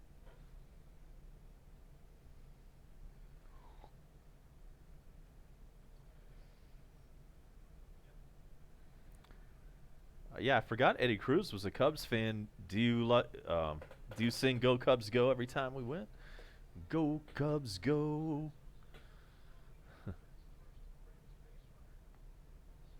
And yes, I think I've announced this before. I will be going to Wrigley Field for the first time ever. Wow, and now that we're in August, it is officially next month when I will be hitting up Wrigley Field. Always wanted to go there. Yeah, I'm not a Cubs fan, but I've always wanted to go to Wrigley. And I wish it was the Braves. Man, that would be awesome. I would love to see the Braves play at Wrigley, but it's going to be Cubs Pirates when I hit Wrigley in mid-September.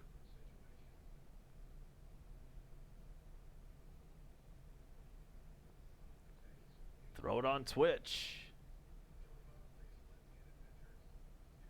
Yeah, Eddie, I can't wait, man. I've been watching Cubs games since I was a kid. Back in the day, they were all televised. I had WGN cable. Uh-oh, we got the runner picked off. And there's out number 2. Nice. Base running blunder.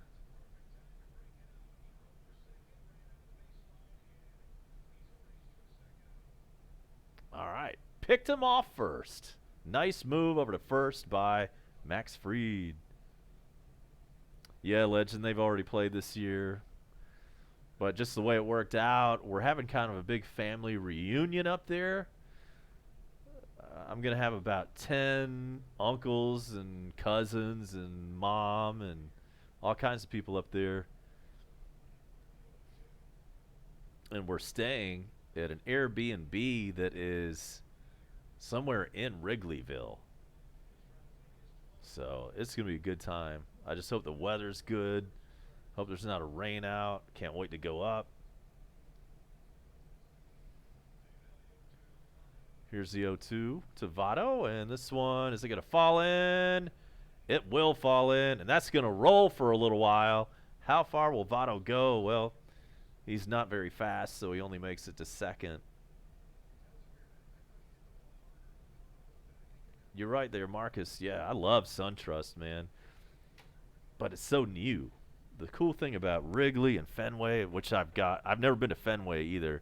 That's like, you know, after I go to Wrigley, I really want to hit Fenway at some point, someday, and then Dodger Stadium is another one I want to go to.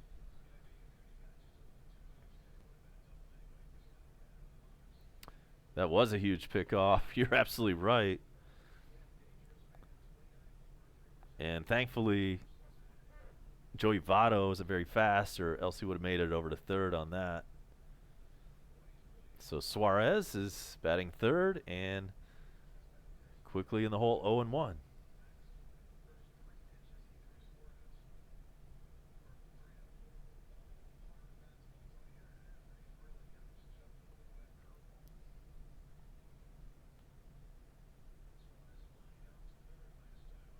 Here's the 0-1. It's swung and a missed.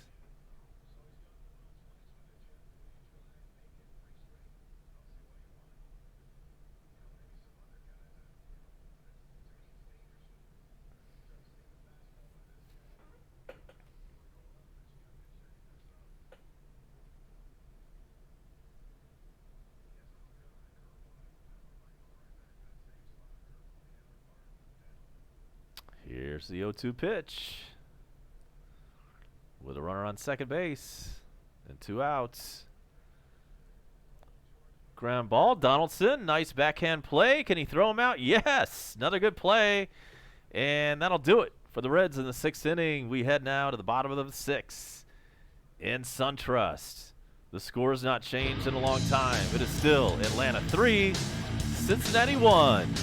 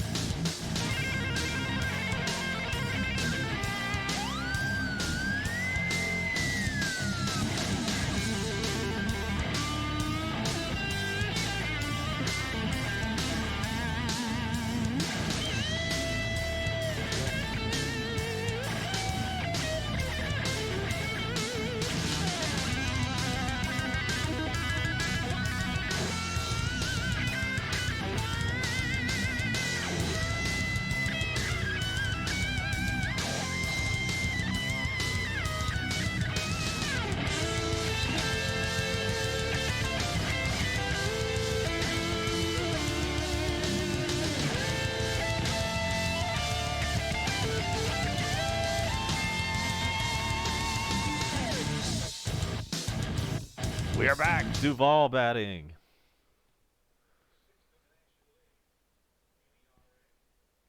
Yeah, I think that Facebook group is up, but nobody's.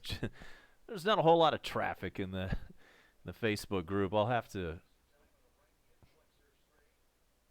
see if I can revive that thing. Okay, Duvall has a 2-1 count.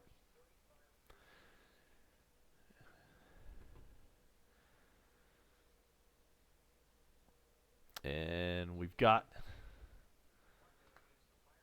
nobody on, nobody out. And Peralta is the new pitcher for the Reds.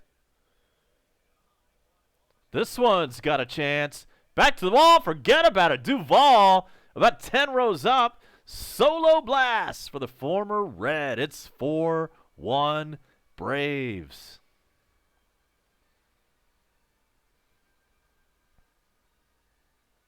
Man, this guy.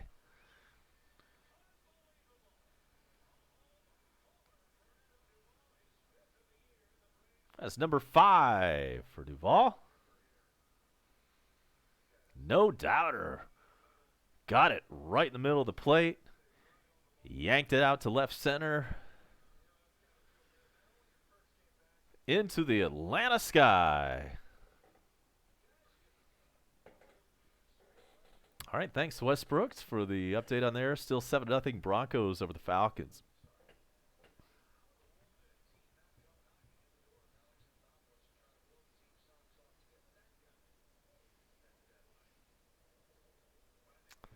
So, Ender Inciarte steps in.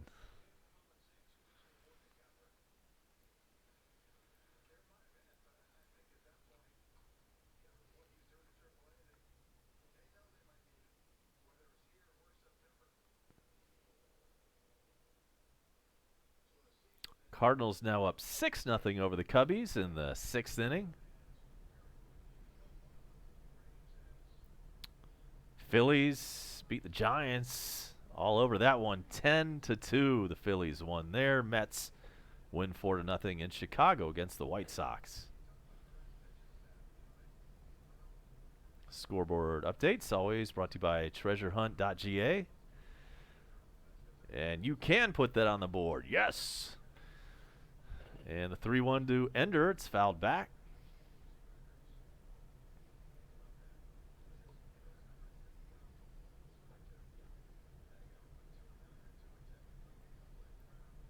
Good to see everybody on board. Once again, it is absolutely mandatory. It's a minimum. You got to hit that like button. And the rain starts to fall a little bit here in Atlanta. In the bottom of the 6th, there's a walk now to Inciarte. Not coming down very hard. And by the way, it is an official game if it ever gets to that point.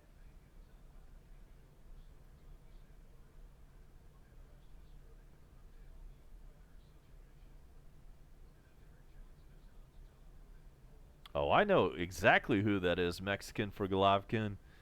His name is Hawk Harrelson, and he just retired last year.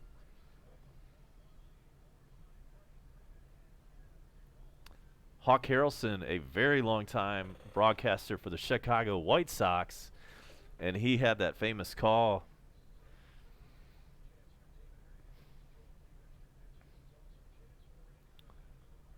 Rain coming down just a little bit more.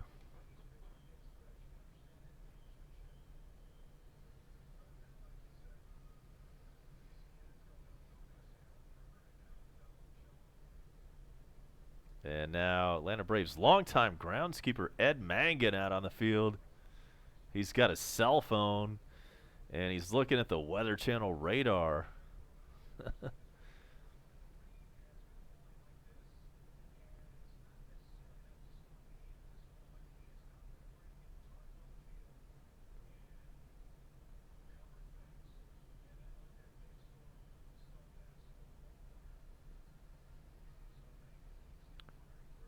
Okay, well, it looks like we're going to play ball, at least for the time being.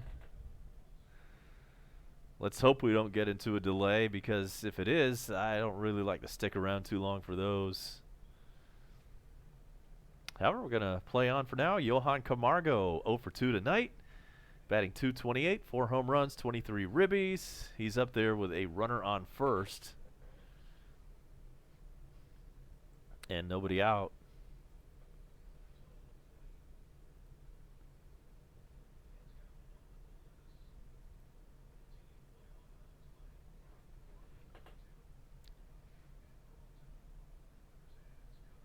Strike one to Camargo.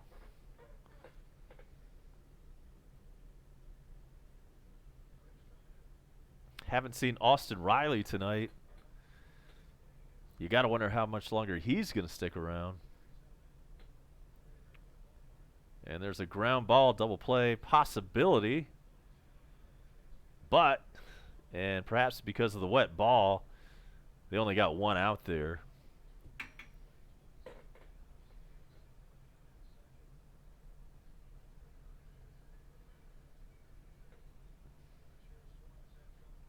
Suarez seemed to have trouble gripping that ball and was not able to turn two.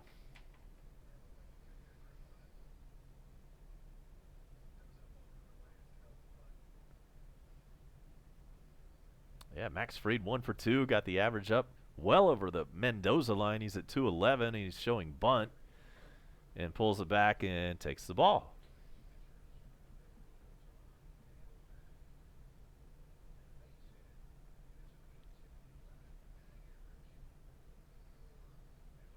Ronald Acuna waits to hit on deck.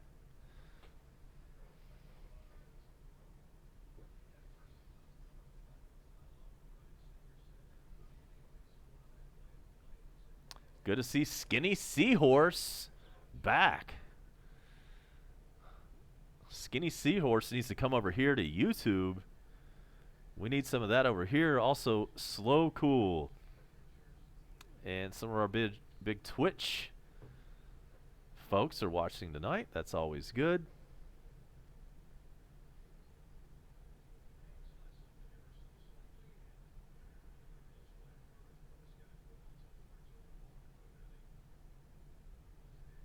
And we've got some activity in this Falcons game.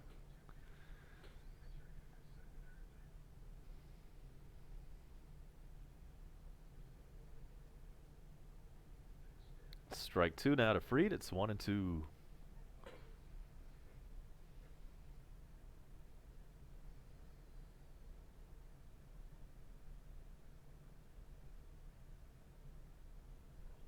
Walking Legend says, what happened?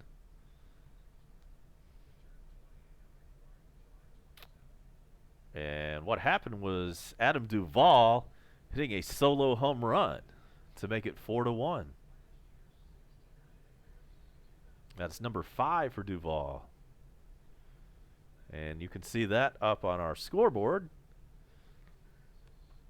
Freddie Freeman number 26 tonight, and Duvall with number 5.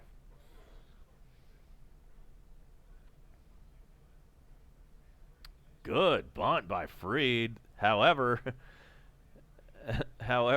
they get the force at second anyway. Catcher hopped right out. That was a good play by the Cincinnati catcher to get the force at second. So there's 2 outs, and Max Fried with the unsuccessful sacrifice attempt. He's at first.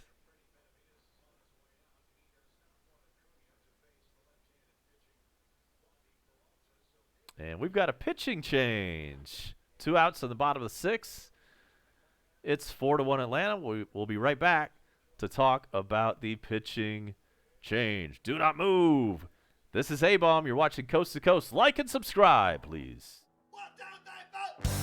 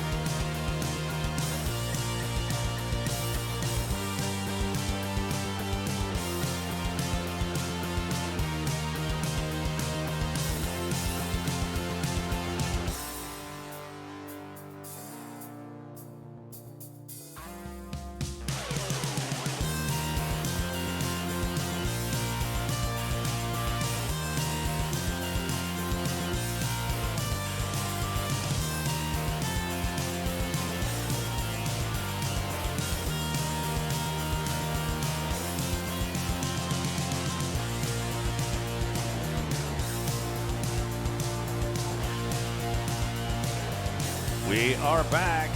David Hernandez steps in. He's got a 6.92 earned run average.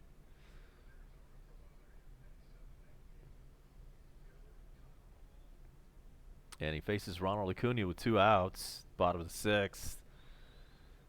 Strike 1 up there with a fastball. And look at Westbrooks. He is checking out NASCAR tonight and the Falcons game and this game. Bring in some content into the dugout. We love that.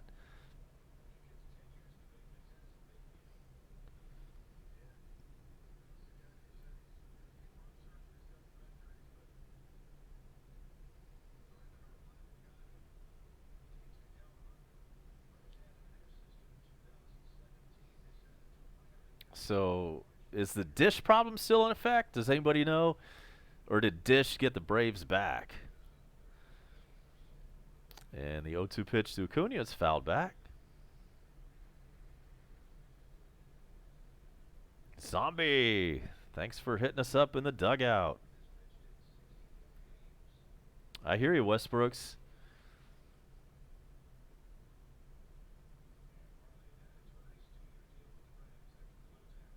Here's the 0-2 pitch to Acuna. It's high. I used to have a setup where I had 2 TVs right next to each other. I don't have that going on right now. I need to figure out a way to get that back. I've got 1 TV and 2 monitors, but I need 1 more TV next to the other TV. That's how I really like it. Here's the 1-2, way outside.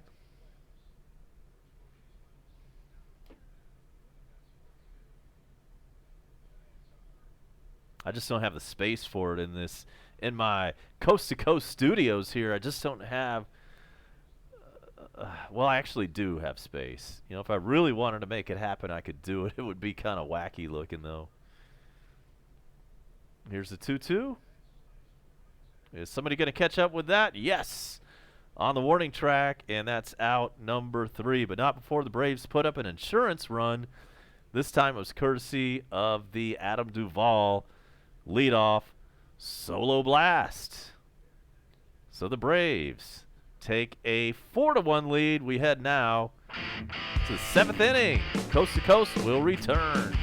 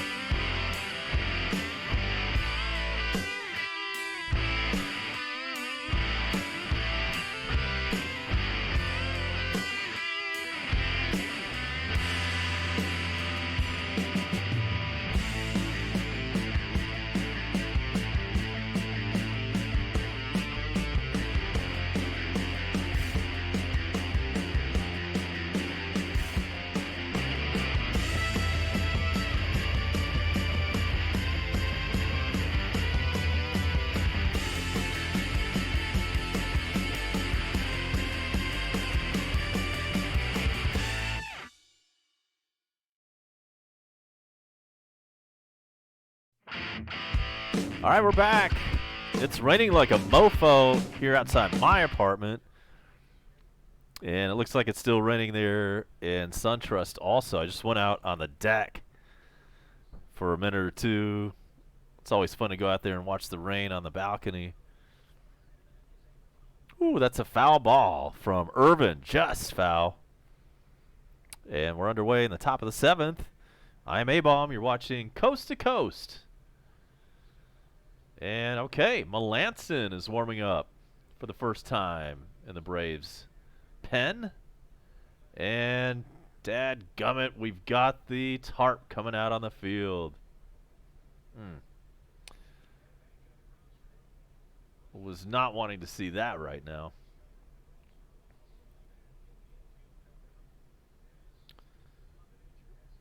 So not only is it raining at my apartment, it's also raining hard at the yard.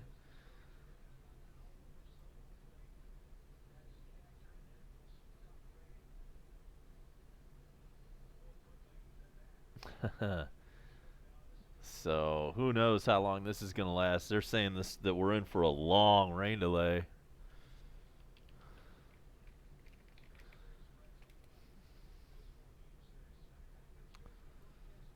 So, man, hate to see that.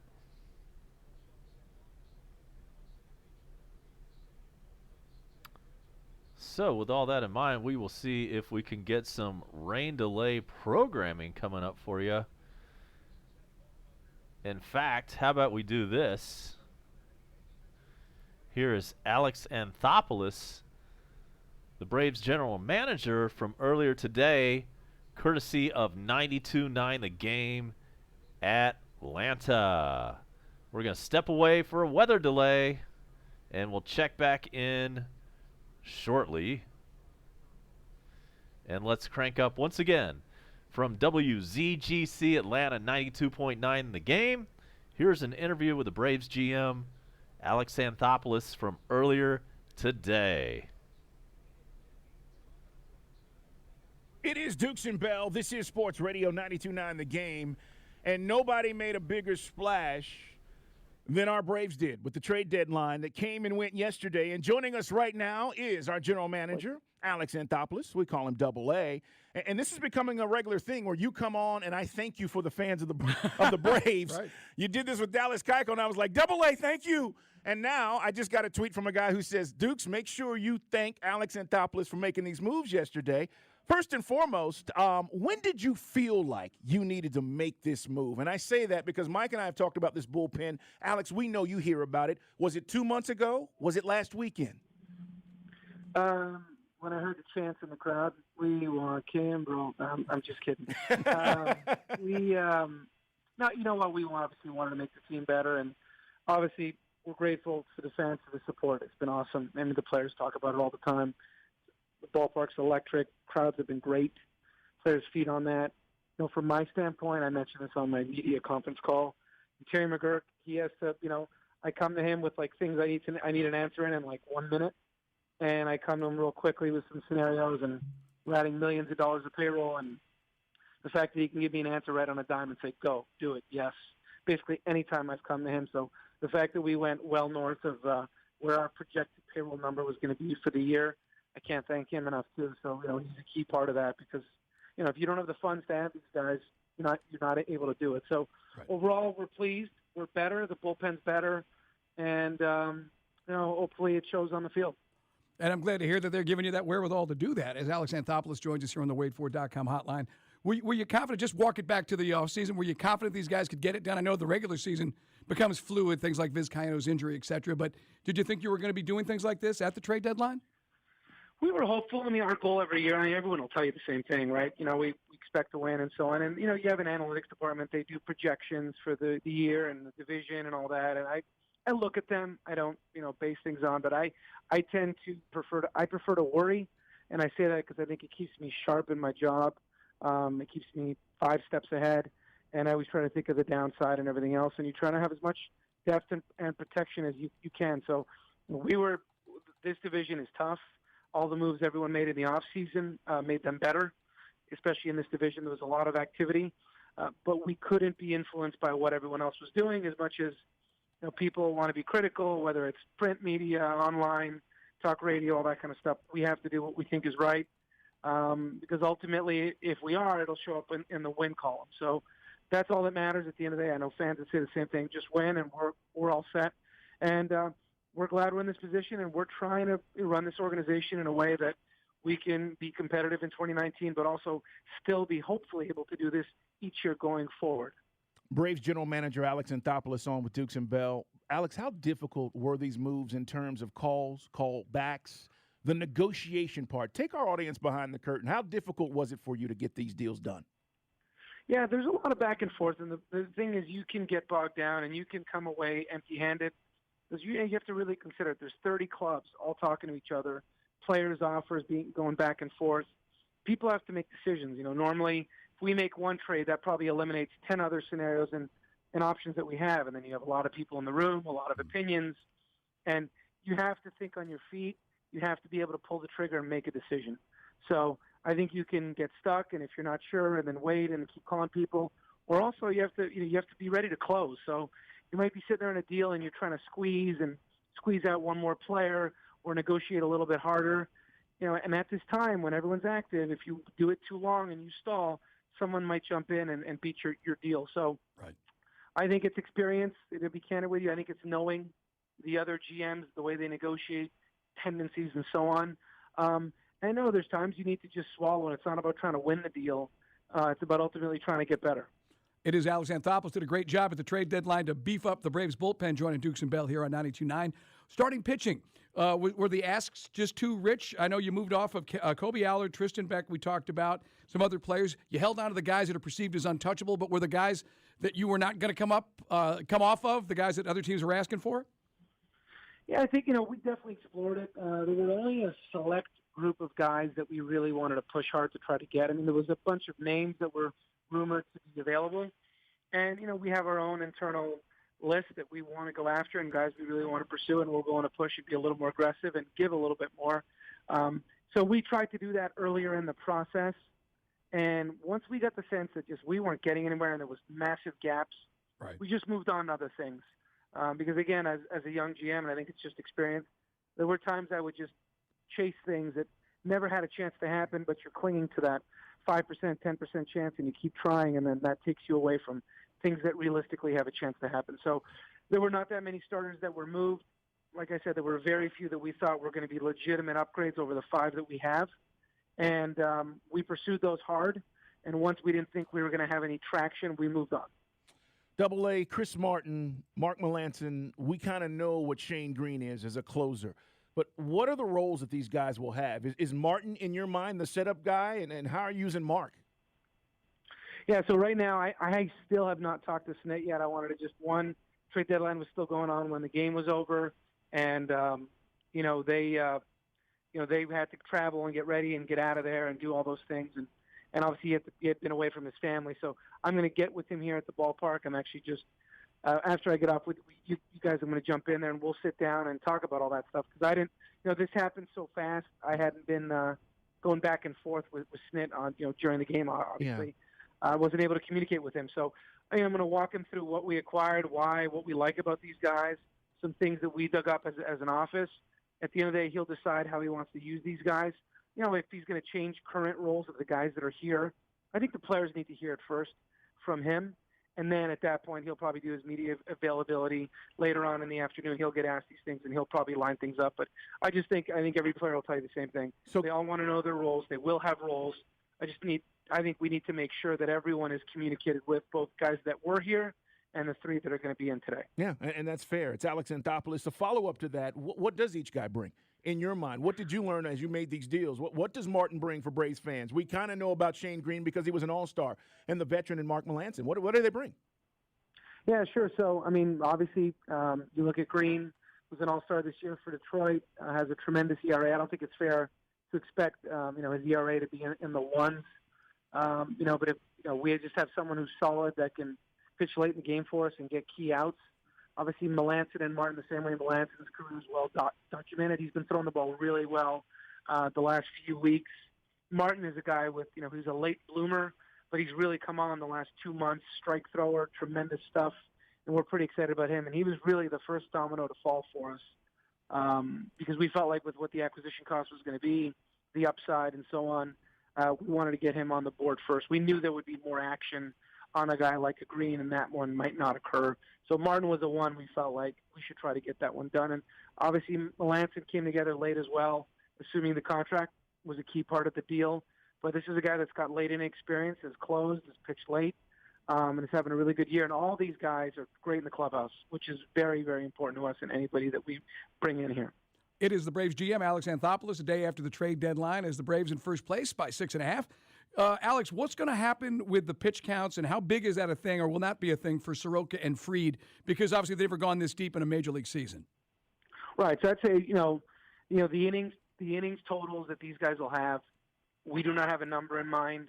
I think it's been proven that trying to limit guys' innings, it's been proven that it doesn't ensure and create certainty that these guys are going to have health. Right. Plenty of guys, and from my experiences, whether it's with the LA Dodgers with Julio Urias or guys I had in Toronto, we shut them down, innings limits, all that stuff. They still got hurt. So it is yet to be proven to me that that is a way to ensure that guys stay healthy. So we do not have any plans to shut any of them down at this moment. If, as we move along the season, we notice some things that are concerning, and we feel like that's what we need to do, we will do it. We will put their careers first and foremost, no matter what. If we feel like they need to skip a start, maybe need to not throw bullpens in between, maybe we need to limit how much they throw during the game, we'll do that as well. But right now, we're basically start to start, day to day, and we're on top of these guys, and we're well aware of it. And, 4 months in, they've done well. Alex, how worried are you about Nick Markakis when he does return? Because over the last, week or so, Duvall's played well, Ender's played well. And does that give you more confidence about our outfield right now? No doubt. I mean, having lost a guy like Nick is huge, both on the field, off the field. He's still going to be around, still going to be in the clubhouse. That's obviously important, but it's not the same. But, that being said, as much as, Adam Duvall had his challenges last year when we got him, I'm glad that we kept him. I know there was a lot of talk that we should, cut him loose at the end of the year last year, or cut him loose at the end of spring training, and we felt like there was upside that he could get back to the player that he was. So, 4 or 5 games in, whatever it's been, he looks great. I give him a ton of credit for going to Gwinnett, doing everything he could to get better, and he looks like the player he was when he was an all-star and back-to-back 30 home run guy. So if he can continue, not at this pace, I don't think that would be fair, but if we can get 2017 Adam Duvall, 2016 Adam Duvall, we will be in great shape, and our offense will continue to roll. And then when Nick comes back, we'll be even stronger for it. Alex, what do you do with Austin Riley? You just ride it out, or because you saw the amazing job the hitting coach down in Gwinnett did with Duvall? What do you do with Riley right now? Great question. That's something we've talked about that, and we talked about it with Camargo as well. What's tough about Riley and Camargo is you'd like to get them more at bats, and now that Camargo's getting some at bats as plays improved. But it's hard when you're not playing because stay sharp and so on. And obviously Austin went cold, but we're trying to win up here, and that's going to be the priority. So it's tough with the challenges that we want to do what's right for his development, but the priority, as we all know, is winning games up here. So that's something that we've talked about to try to get him out of it. He's working hard. He's committed to it. I can't predict what's going to happen, but right now we're a better team with Austin Riley on it. Ideally, for his development, he should be playing every day the same way that some of these starters like Sean Newcomb that we put in the bullpen, for their development, they're better off starting. But right now we're all about trying to win these games, and we need them up here at this time. It is Alex Anthopoulos, guys. How'd you celebrate last night? Honestly, did you have some wine? What'd you do? Come on. Yeah, you know what? I thought about that. It's funny that you bring that up. In past trade deadlines I was kind of boring. You know what? I went home. My family's actually not in town. It's actually a good thing for me just because of the hours and everything else. So they're going to be back next week. So you kick your family out during the trade deadline. You kick them out. No. Normally they're not here for trade deadline because they just know the week leading up to it is crazy with late nights and everything else. Gotcha. But I went home for an hour, and then you're going to think this is crazy. I went back to the office. Right. And just to kind of get caught up, you're kind of it's like you're in a cave when you're in trade deadline. I hadn't had a chance to watch our game. I haven't really been on top of the other things we have going on. So it was so locked into this. So I actually came back to the office and probably from 7 to 10. Got a ton of work done, and then went home and went to bed. So it was kind of boring. So there is no Jonah Hill character for you to sort of play off when you're doing these phone deals?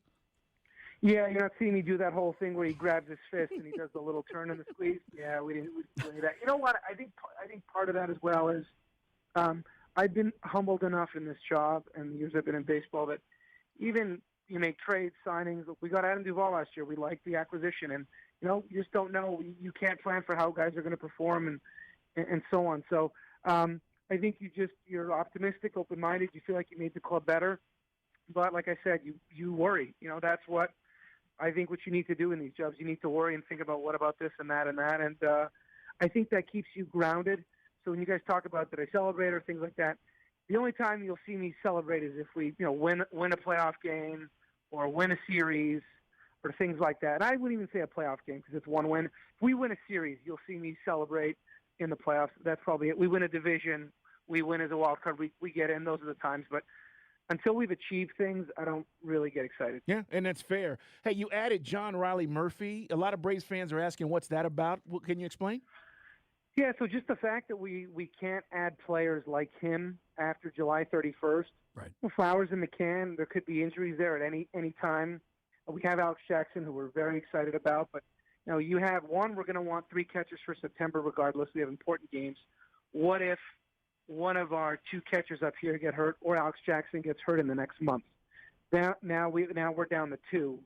And then we don't have a 3rd guy for September. So, and then God forbid we have somebody else gets hurt in September, and that's a position you really can't afford to not have enough insurance there and enough depth. So Right. He's a great teammate. He's a great guy. He's got a lot of big league experience. Defensively, he's very good. He receives well. And it was just an opportunity just to protect ourselves, especially with the new rules, where it's going to be extremely challenging to get players starting today. No, you got to go talk to Snicker and figure out what you're going to do with the rotation. Just real quick, do you like this new rule they put in place? Do you like this late deadline, or is it a hassle? It makes it harder because you always had the crutch in the past of if you didn't pull the trigger at the trade deadline, you still could do something in August. Something was to happen. So it's probably a little more nerve-wracking overall. And, I'll have a much better opinion, obviously, after we go through it for the first time. Right. I thought about it today. I was talking to someone about this exact thing. And I think there's a part of me that thinks maybe it's good for the game at the same time because even last year, there were clubs that weren't sure if they would sell at the end of July, and they wanted to give it a little more time, and they waited till the middle of August or the end of August, and they ultimately decided to sell. Well, now I think you saw a lot of players not be moved, and clubs held them, even if they were 5 or 6 back of the playoffs. And that's probably good for the game from a parity standpoint, attendance, the interest level across the league and the respective cities as well. If you have all kinds of teams that are selling off players, attendance is going to wane, the interest is going to wane. So from an industry standpoint, as much as maybe the trade deadline wasn't as exciting as everyone hoped, it's probably a good thing to have more parity and more teams that are trying to compete all the way to the end.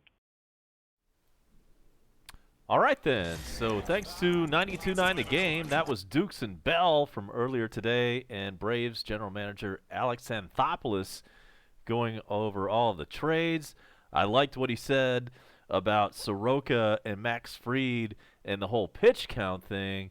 They asked him if they were going to put Soroka and Fried on a limited pitch count and innings count. He said no.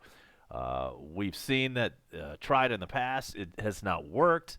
We've seen guys that have thrown fewer pitches and fewer innings still get injured anyway, so we're not going to go down that path. I liked hearing that.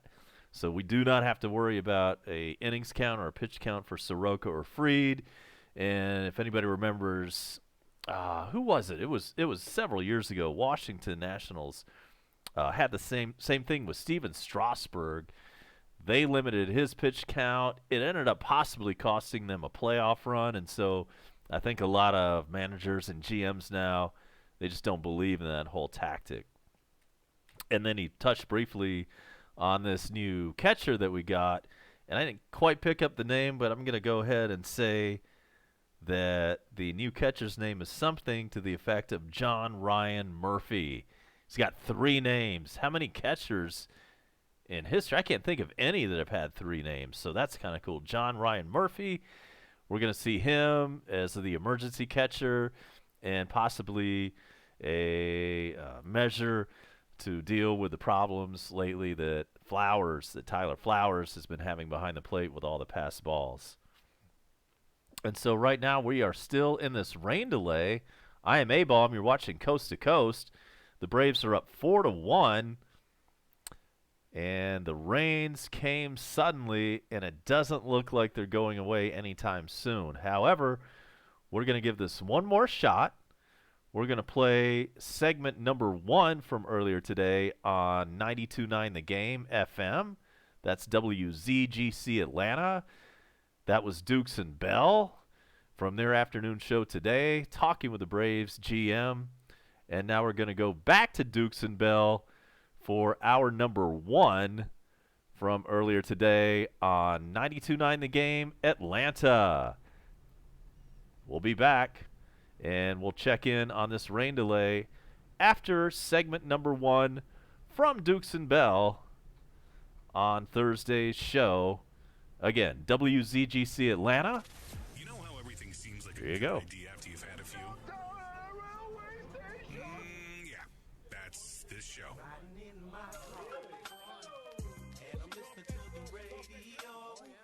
It's time for Dukes and Bell. Oh, someone told me it's the Black Beverly Hills. Is that true? Driving in Atlanta just got a whole lot more bearable.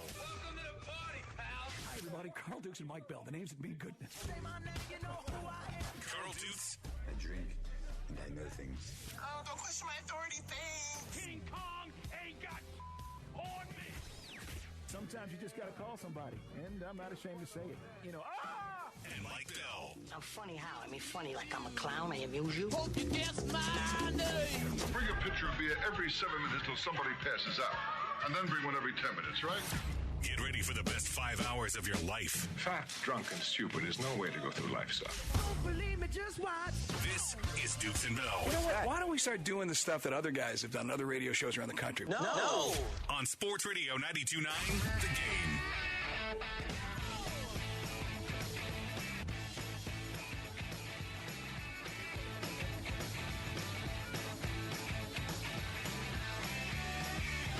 Atlanta, what's going on? It is Dukes and Bell on Sports Radio 92.9 The Game. We start off every day and every hour by saying, hey, man, happy game day.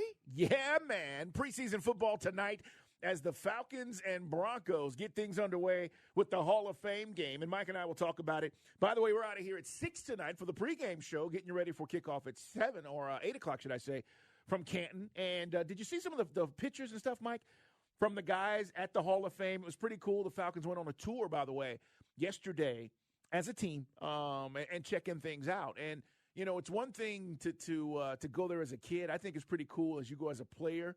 Guys like Julio, Matt, who really legitimately have a chance to get into the Hall of Fame. But, yeah, there were some pictures and videos out there. But tonight is the night, man. And as we've said, listen, we'll break it down. We'll tell you some things we're looking for. But the season, or at least the preseason, is here, which means the regular season isn't far away. Yeah, man, if you've ever been up to Canton, it really is great. They put a lot of money into it and they've done some upgrades the last 15 years. I was up there for LT and then Dan Marino. We went up, I think last time I went was the Harry Carson induction. I grew up a Giants fan up in New York. Yeah. And it's just unbelievable, the stuff it's up there.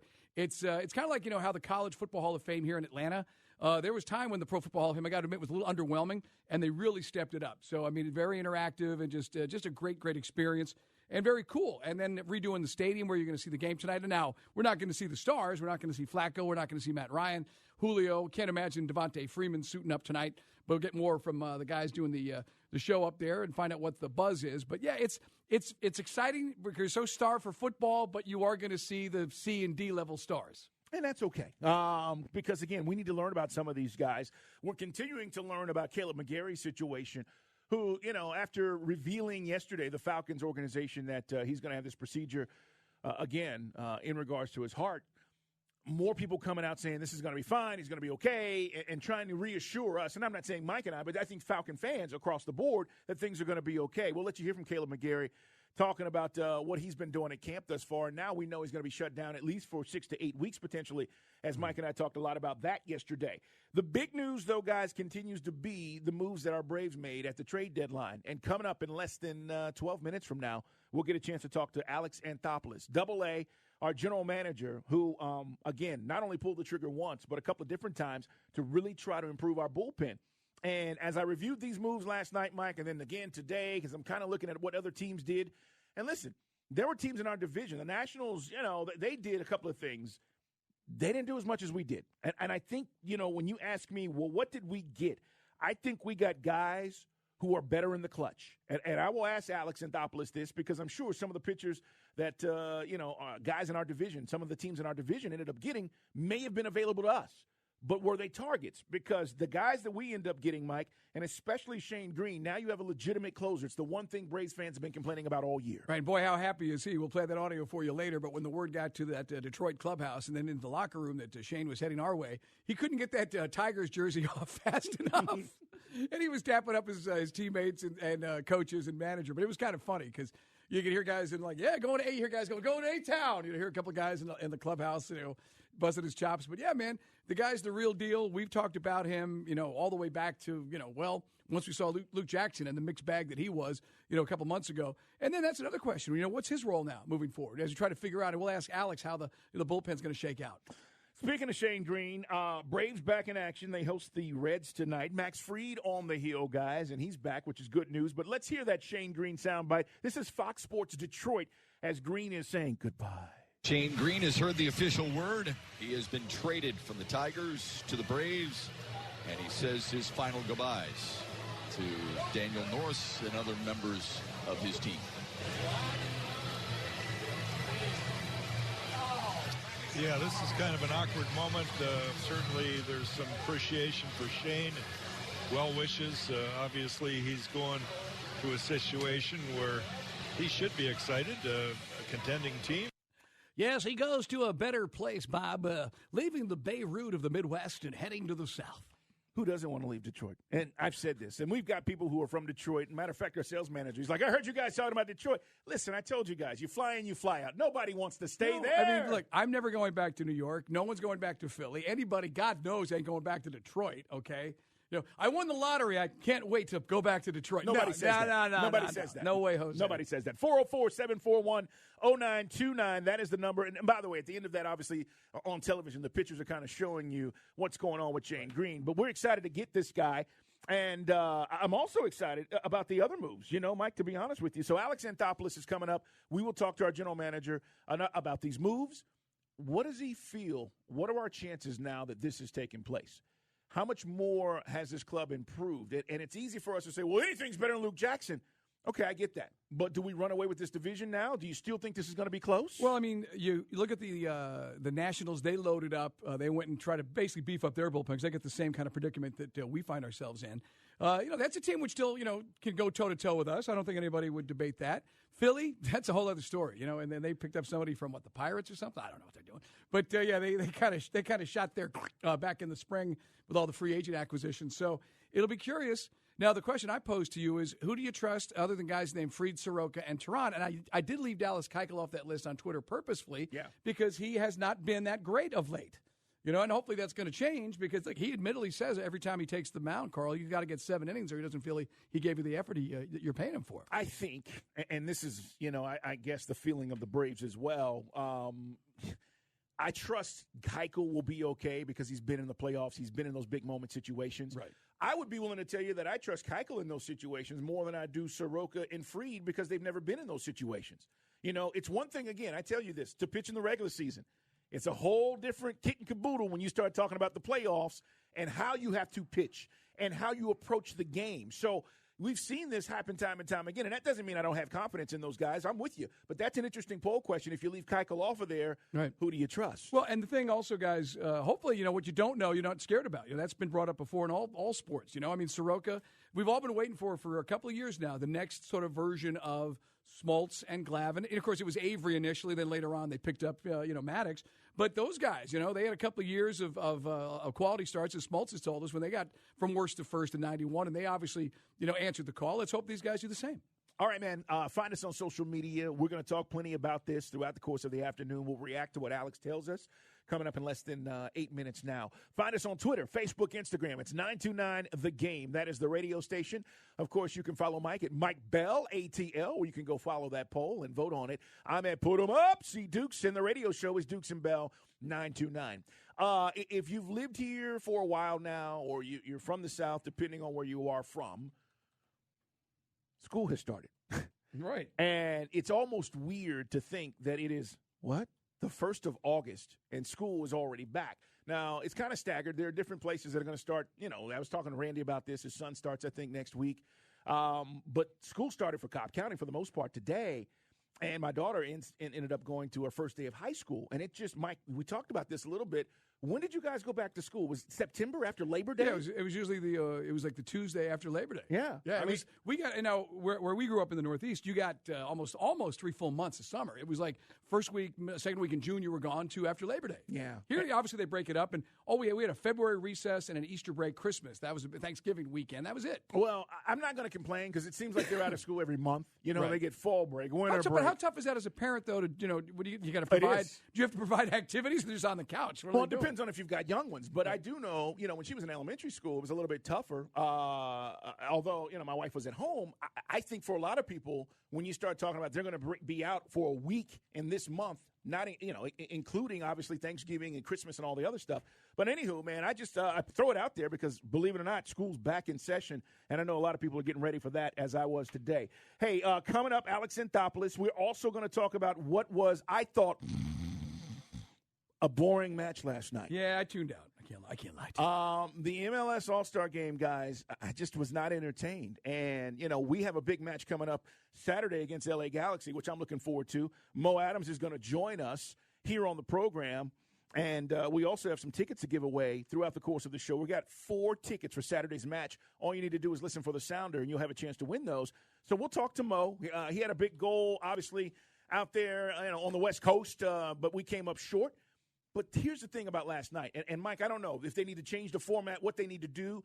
But at the end of the day, I'm watching the match, and I was not entertained at all. No, it's just not going anywhere. Now, we obviously had an electric atmosphere with Juventus, and although we didn't see Ronaldo out here last summer, that's a tradition. And Atletico has got a great history itself, and they had a fantastic match. They smoked their crosstown rivals, Real Madrid, up at MetLife about a week ago, which kind of had the Spanish papers going bananas. But does it resonate to the casual fan? First off, when you go from Mercedes-Benz to what looks like, let's be honest, a glorified spring training facility, that Orlando Stadium, it's nice, but it looks Mickey Mouse. It looks small time. So here's may I make a suggestion real quick? Absolutely. How about, because we have this, the Championes or the Campeones Cup and all that, we have CONCACAF. How about we do a Mexican All-Stars, because it'll be after their time is over. They got to make the schedule work. We have to move this thing up a little bit. But Mexican All-Stars versus our MLS All-Stars, League MX, and then you can do it 1 year, 1 year in a big American city and 1 year in a big Mexican city.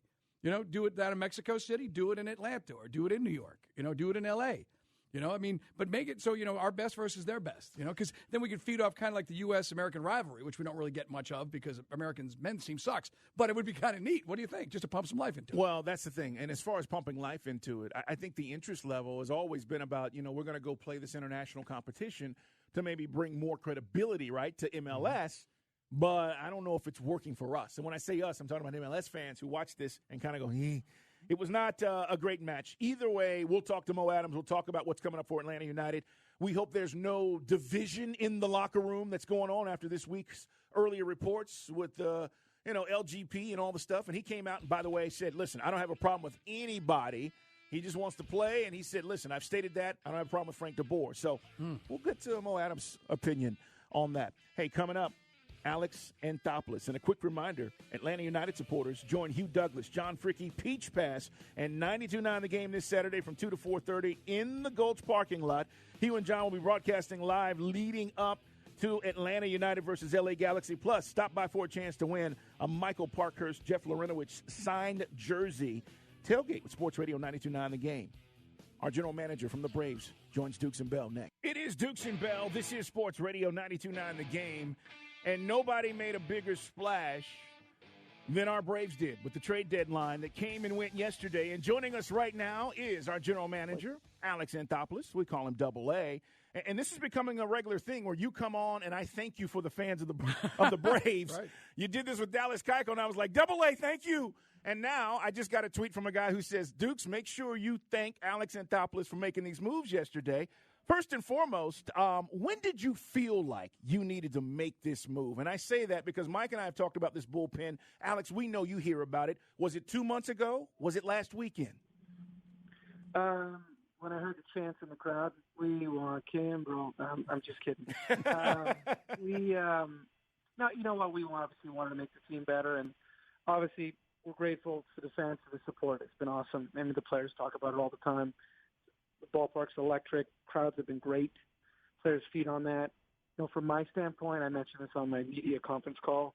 Terry McGurk, he has to, I come to him with like things I need an answer in like 1 minute, and I come to him real quickly with some scenarios, and we're adding millions of dollars of payroll, and the fact that he can give me an answer right on a dime and say, go, do it, yes. Basically, anytime I've come to him. So the fact that we went well north of where our projected payroll number was going to be for the year, I can't thank him enough too. So he's a key part of that because if you don't have the funds to have these guys, you're not able to do it. So Overall, we're pleased. We're better. The bullpen's better, and hopefully it shows on the field. And I'm glad to hear that they're giving you that wherewithal to do that. As Alex Anthopoulos joins us here on the WadeFord.com hotline, were you confident? Just walk it back to the offseason. Were you confident these guys could get it done? I know the regular season becomes fluid, things like Viz Cayeno's injury, et cetera. But did you think you were going to be doing things like this at the trade deadline?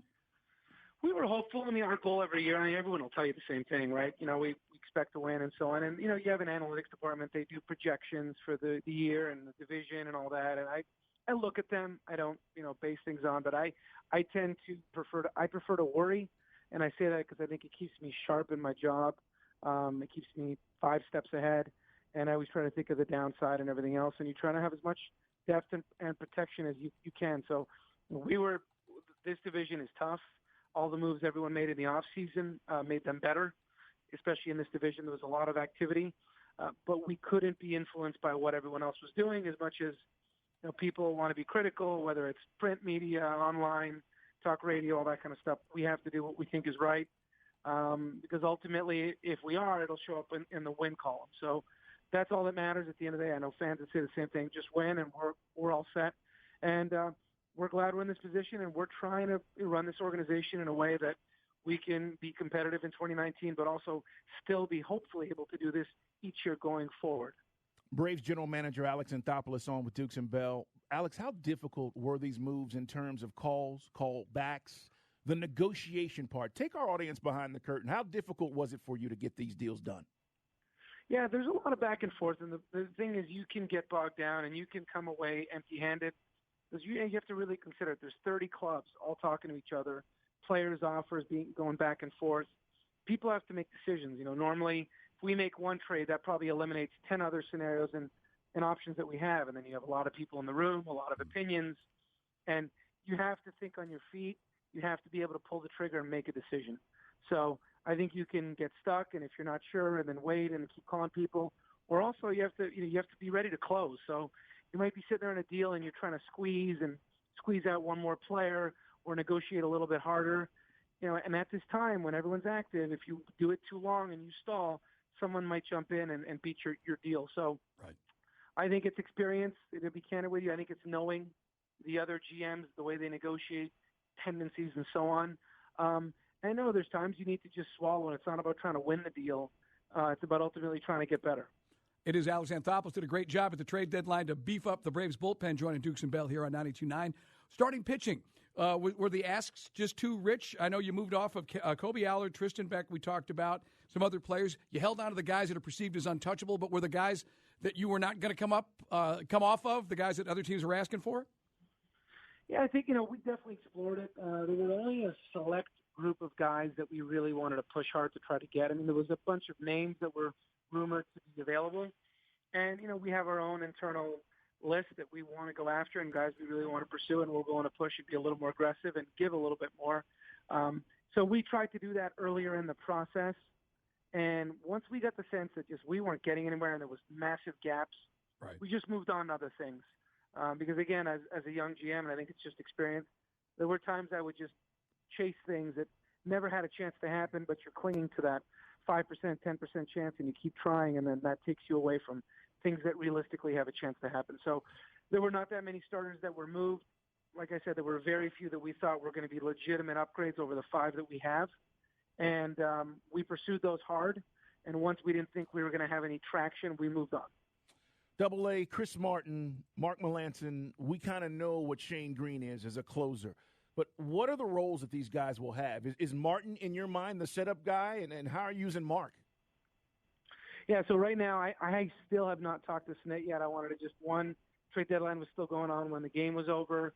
And, they had to travel and get ready and get out of there and do all those things. And obviously he had been away from his family. So I'm going to get with him here at the ballpark. I'm actually just, after I get off with you guys, I'm going to jump in there and we'll sit down and talk about all that stuff. Because I didn't, this happened so fast. I hadn't been going back and forth with Snit on, during the game, obviously. Yeah. I wasn't able to communicate with him. So I'm going to walk him through what we acquired, why, what we like about these guys, some things that we dug up as an office.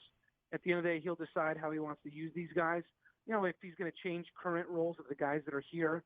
I think the players need to hear it first from him. All right, so we're back in with you. We are still in a long rain delay. And thanks, by the way, to Dukes and Bell. You were just listening to 92.9 The Game, FM Atlanta, WZGC. Dukes and Bell every weekday afternoon from 2 to 7 in Atlanta.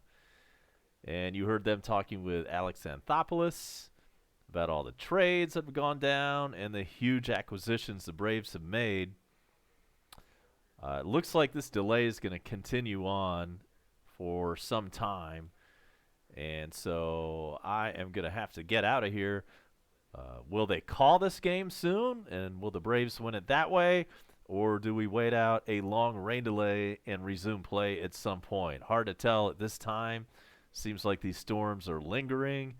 So I'm going to take this opportunity to say good night. Thanks so much for being here. We will have the same 2 teams tomorrow night. Cincinnati at Atlanta, 7:20 Eastern Time is the scheduled start for that one.